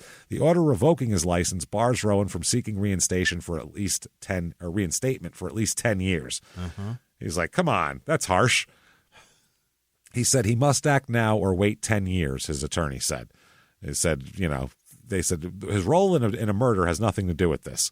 His lawyer said he's mentally ill. The law does provide that if a physician is mentally ill and is treated, they can return to practice. So yeah, but what about what happens during the mental illness? That matters. If you can go from Titanic kind of sucked to a psychotic breakdown in a snap of a finger, cleave your fucking wife's head open. Jesus, you want to be in charge of people's lives? I don't think so. I don't want that guy looking in anything I've got that's ill. Shit. Dick Fields there, his father-in-law, or ex-father-in-law, said that he should never be allowed to practice medicine again. Fields said, this is a fellow who's had a lot of psychiatric training in the course of his medical training. This is one smart fellow. He would certainly know how to appear insane. I'm sure. Don't let him do this. So the commission officials can't recall a case in which a doctor has come before it after committing a homicide. That's not one that they usually get. They said, let alone a doctor seeking to remain a physician after this. This doesn't happen. He says to them, quote, I was a good doctor. This is Bruce here. I was well regarded and got frequent praise from patients and colleagues for my work. Having the possibility of someday returning to practice once I know I am well enough to do so is a strong motivation for me to do the very hard work of coming to grips with what has happened to my life and in the life of my family and my deceased wife's family. What has happened to me? Experts on this, the press is asking, they're saying that kind of goes against do no harm. You know what I'm saying? Right, exactly. Yeah, having a physician identified as a killer is antithetical to the whole notion of trust the doctor-patient relationship and what that's based on. Yeah, no shit. You got to go down with the ship. Fuck yeah. So they're appealing all of this. They said Rowan does not dispute the heinous details of the night he butchered and beat his wife to death, is what the prosecutor said. But now he wants this. And he said reconsideration would interfere with the commission's mandate to protect the health and safety of the public and integrity of the profession. Okay. Now, early 2002, treatment staff at the hospital say his mental state has improved, and they asked the court for a conditional release that would allow him to eventually move home into the community. This is delayed several times by appeals, and then they block it, and it's appealed. Another judge comes in. 2005. No. They said he'll remain in the hospital for at least a few more weeks following a request from his wife's family that he undergo a third-party psychiatric evaluation. Superior Court judge expected to sign an order that would allow Bruce to move into his own apartment. Oh, my God. Away from the Western State Hospital campus where he has lived since 1998. The conditional release was set to an motion on a 2002 court order. Yeah. And Rowan's next stage of independence comes as a unanimous recommendation of the hospital's review board. Holy shit. So they said during the court hearing, they were presented with a letter from Deborah Fields, Rowan's parents and siblings, asking for an independent psychiatric evaluation to determine whether he'd be a substantial danger to others or a substantial likelihood of committing criminal acts. So they said, this is, again, Dick Fields. It's a mystery to us, given that Mr. Rowan initially committed such a heinous act without warning. The hospital can appear so cavalier about Mr. Rowan's likelihood of reoffending. Right. But after a couple weeks, he is released. Oh, my God. He is released. The hospital's risk review board unanimously approved his transfer into the community. Incredible. And the judge signed off on the offer that will allow him to move off hospital grounds. They said, quote, Bruce has done extremely well at the hospital. Okay. Holy shit. They said there's nothing that the prosecutors, judge, or anybody can do to block this move because it's unanimously recommended by the psychiatrist. And that's how this works. You're let out when that happens. They can't overrule the doctors. So Rowan will begin a 30-day transition into a Lakewood, Tacoma area apartment near the hospital here. Obviously, Dick Fields is super fucking pissed. I'm sure, He's pissed. He said the family's concerned that Rowan have no contact with his former daughter, though. Yes. Now adopted with Annika, who's now 9 when this happens. Wow. They said she was adopted by the wife's sister, lives in Colorado, and is doing fine. Leave her the fuck alone. Yeah. That's the one condition, and Rowan's attorney said he would not object to that condition. Okay. The Fields has said, we won't continue to break your balls. We won't write letters. We won't go to the press if you agree to do that. So 2014, Bruce Rowan dies at age 50. What? Yep. No comment on cause of death because I think we probably know what it is. It's pretty obvious. I think we know what happened to him at age 50. I mean, he might have had fucking pancreatic cancer, but I feel like he probably took a shitload of pills and killed himself is what I think. His gravestone is the weirdest fucking headstone I've ever seen. It just says his name. It says R.I.P., his name. What? And just his born year and death year, not date of birth, date of death, just 1964 to 2014. And R.I.P.? R.I.P. It looks like it's totally generic. Like I've completely. Never seen R.I.P. on a fucking headstone. No, not outside of Oregon Trail or peace. something. Yeah. I've never seen it says fucking RIP Bruce W. Rowan. 64 to 2014. That's it. That's the whole story. Not a thing about him. This, that, friend, doctor, nothing. Just dead guy. Who made the headstone? That thing's crazy. I don't know, man. That's fucking wild, though. I did find on the pages that have his, find a grave and all those, there's things where you can put memories about them and stuff. So a woman named Nancy Renner posted on several different sites of his death. She knows him. From the Port Angeles, Washington emergency room, In response to the question, do you remember the first time you ever met Bruce? What was your impression? She said, Bruce was the ER doc when I took my husband in for repair to a large cut in his arm. Who says repair to their body? Was he Repair? 64 I was Cutlass? just going to say, was he a 68 Nova? What's happening? I have never seen such incredible kindness and skill. Bruce did a beautiful job. He was an amazing surgeon and a very kind person. Restored my father wonderfully. All Dr. new upholstery. Dr. Eugene Turner. Oh. Still out there practicing medicine. Oh, my. He is 87 fucking years old. I found him. This is healthgrades.com. Yeah. Says he's an MD pediatric specialist in Port Angeles with over 56 years of experience.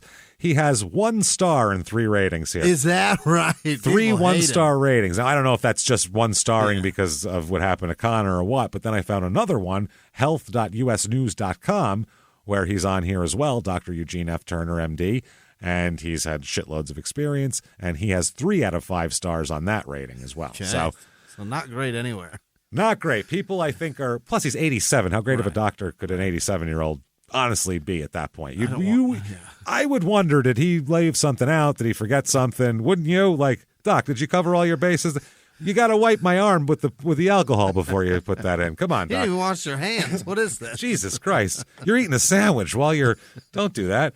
So that is Port Angeles, Washington.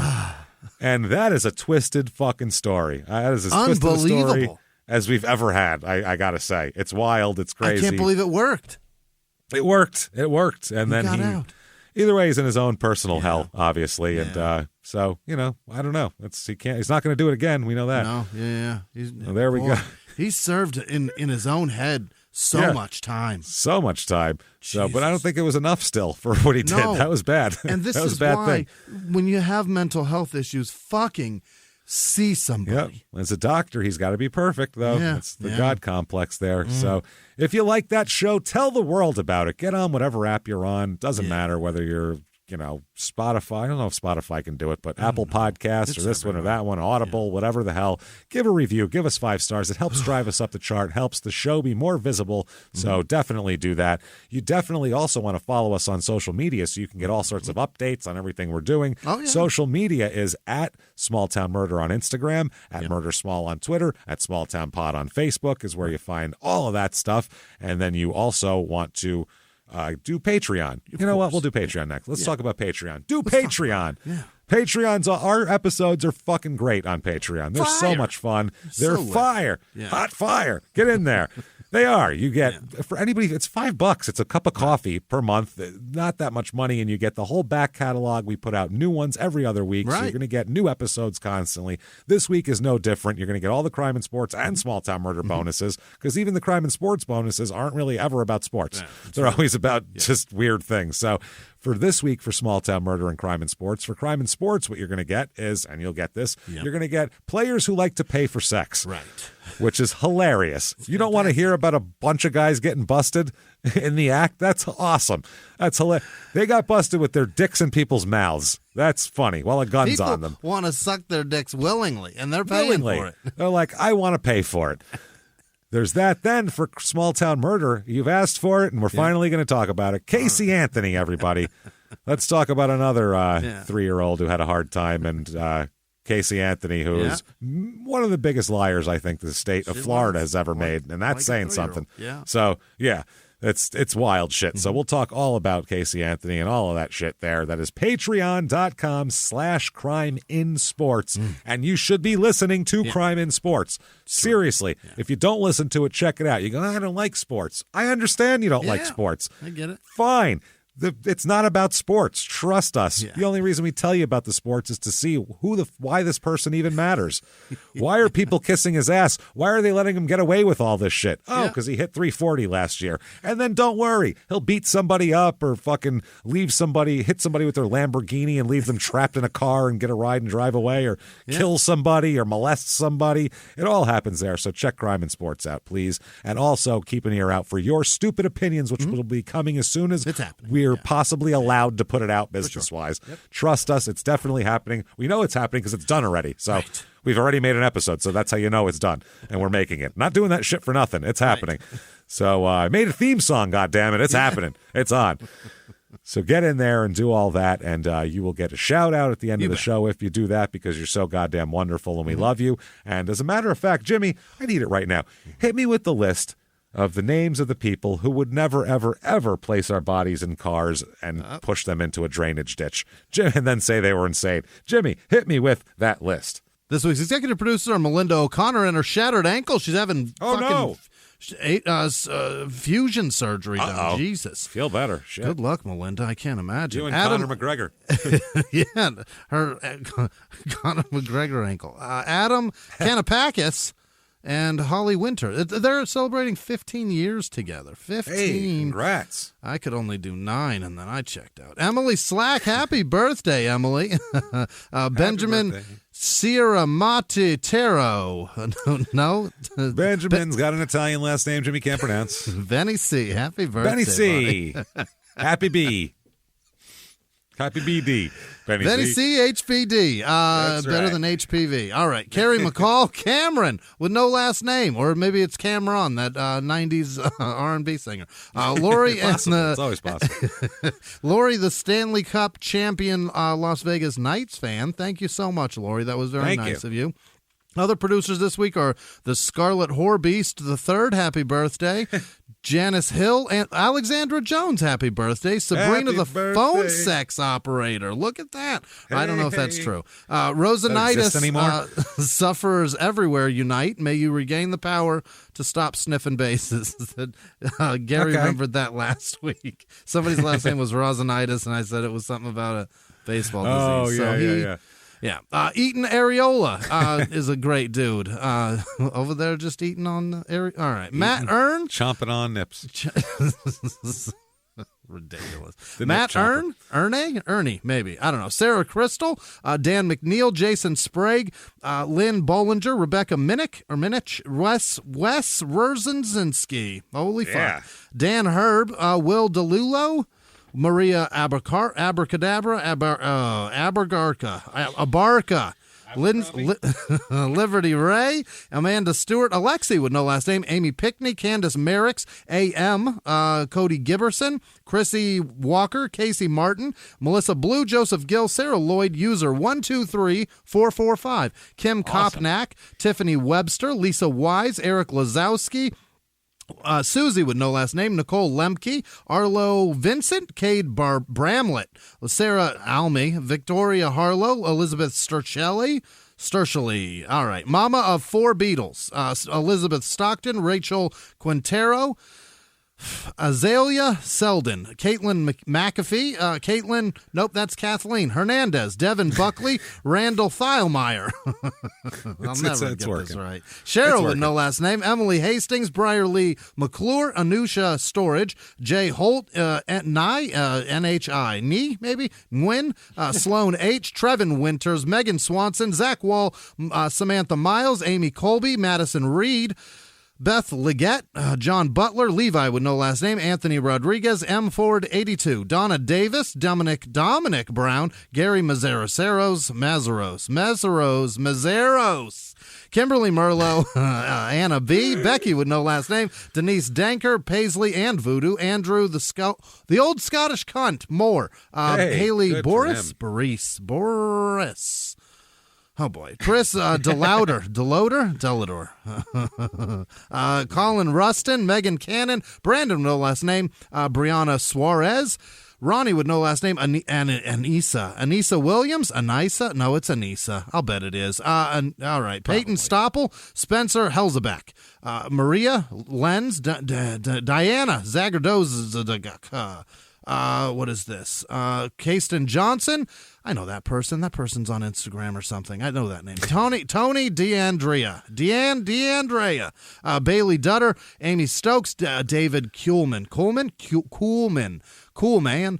Joseph Pendergast. Daniel Hamilton. Deja Arnold. Lori Snyder. Bobby Sue Prouse. Liz Hinchgen. Sean Stacy, Chelsea Brown, Godot not found, Mickey Pizek. Mick Pizek. Fuck.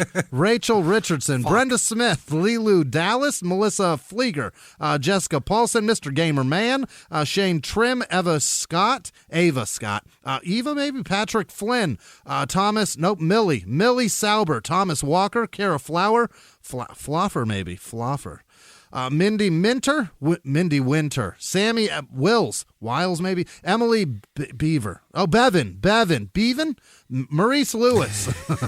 You're having a field day today. Julie Stanger, Melissa Dawson, Time Traveler Tim, Scott Hill, know me with no last name, Brandy Greenside, Catherine Collins, Mark Turner, B.M. Weiss, Shelley Ray, Brett Snyder, Daniel Metalas,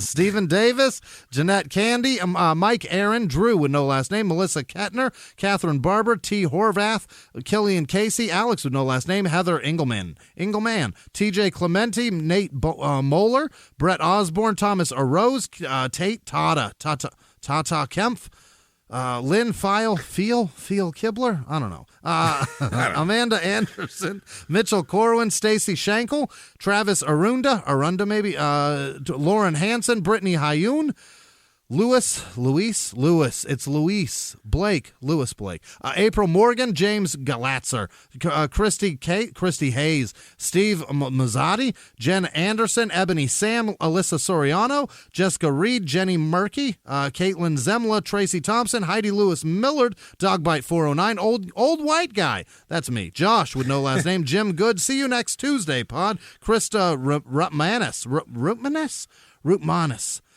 John Lang, Kristen Kakos maybe, Julie Showalter, Elizabeth of Alabama, Randall Williams, Savannah with no last name, and Maria Amado. Listen, and all of our patrons, you guys are amazing. Thank you so much. Thank you so much, everybody, from the bottom of our hearts for all that you do for us all the time. Thank you. We hope you love the Patreon. Listening to this, it's awesome. Fucking listening to this. Everybody who spreads the word, tells your friends, posts on social media, all that shit helps grow the show. You don't know how much that helps us out. So thank you for doing that and all that you've done for us, reviews, everything. You want to get a hold of us on social media as people, you can do that easy. Go to shutupandgivememurder.com, list of links, click on them. You're right there. Boom, boom, boom. Keep coming back because we'll keep coming back. And until next week, everybody, it's been our pleasure. Bye.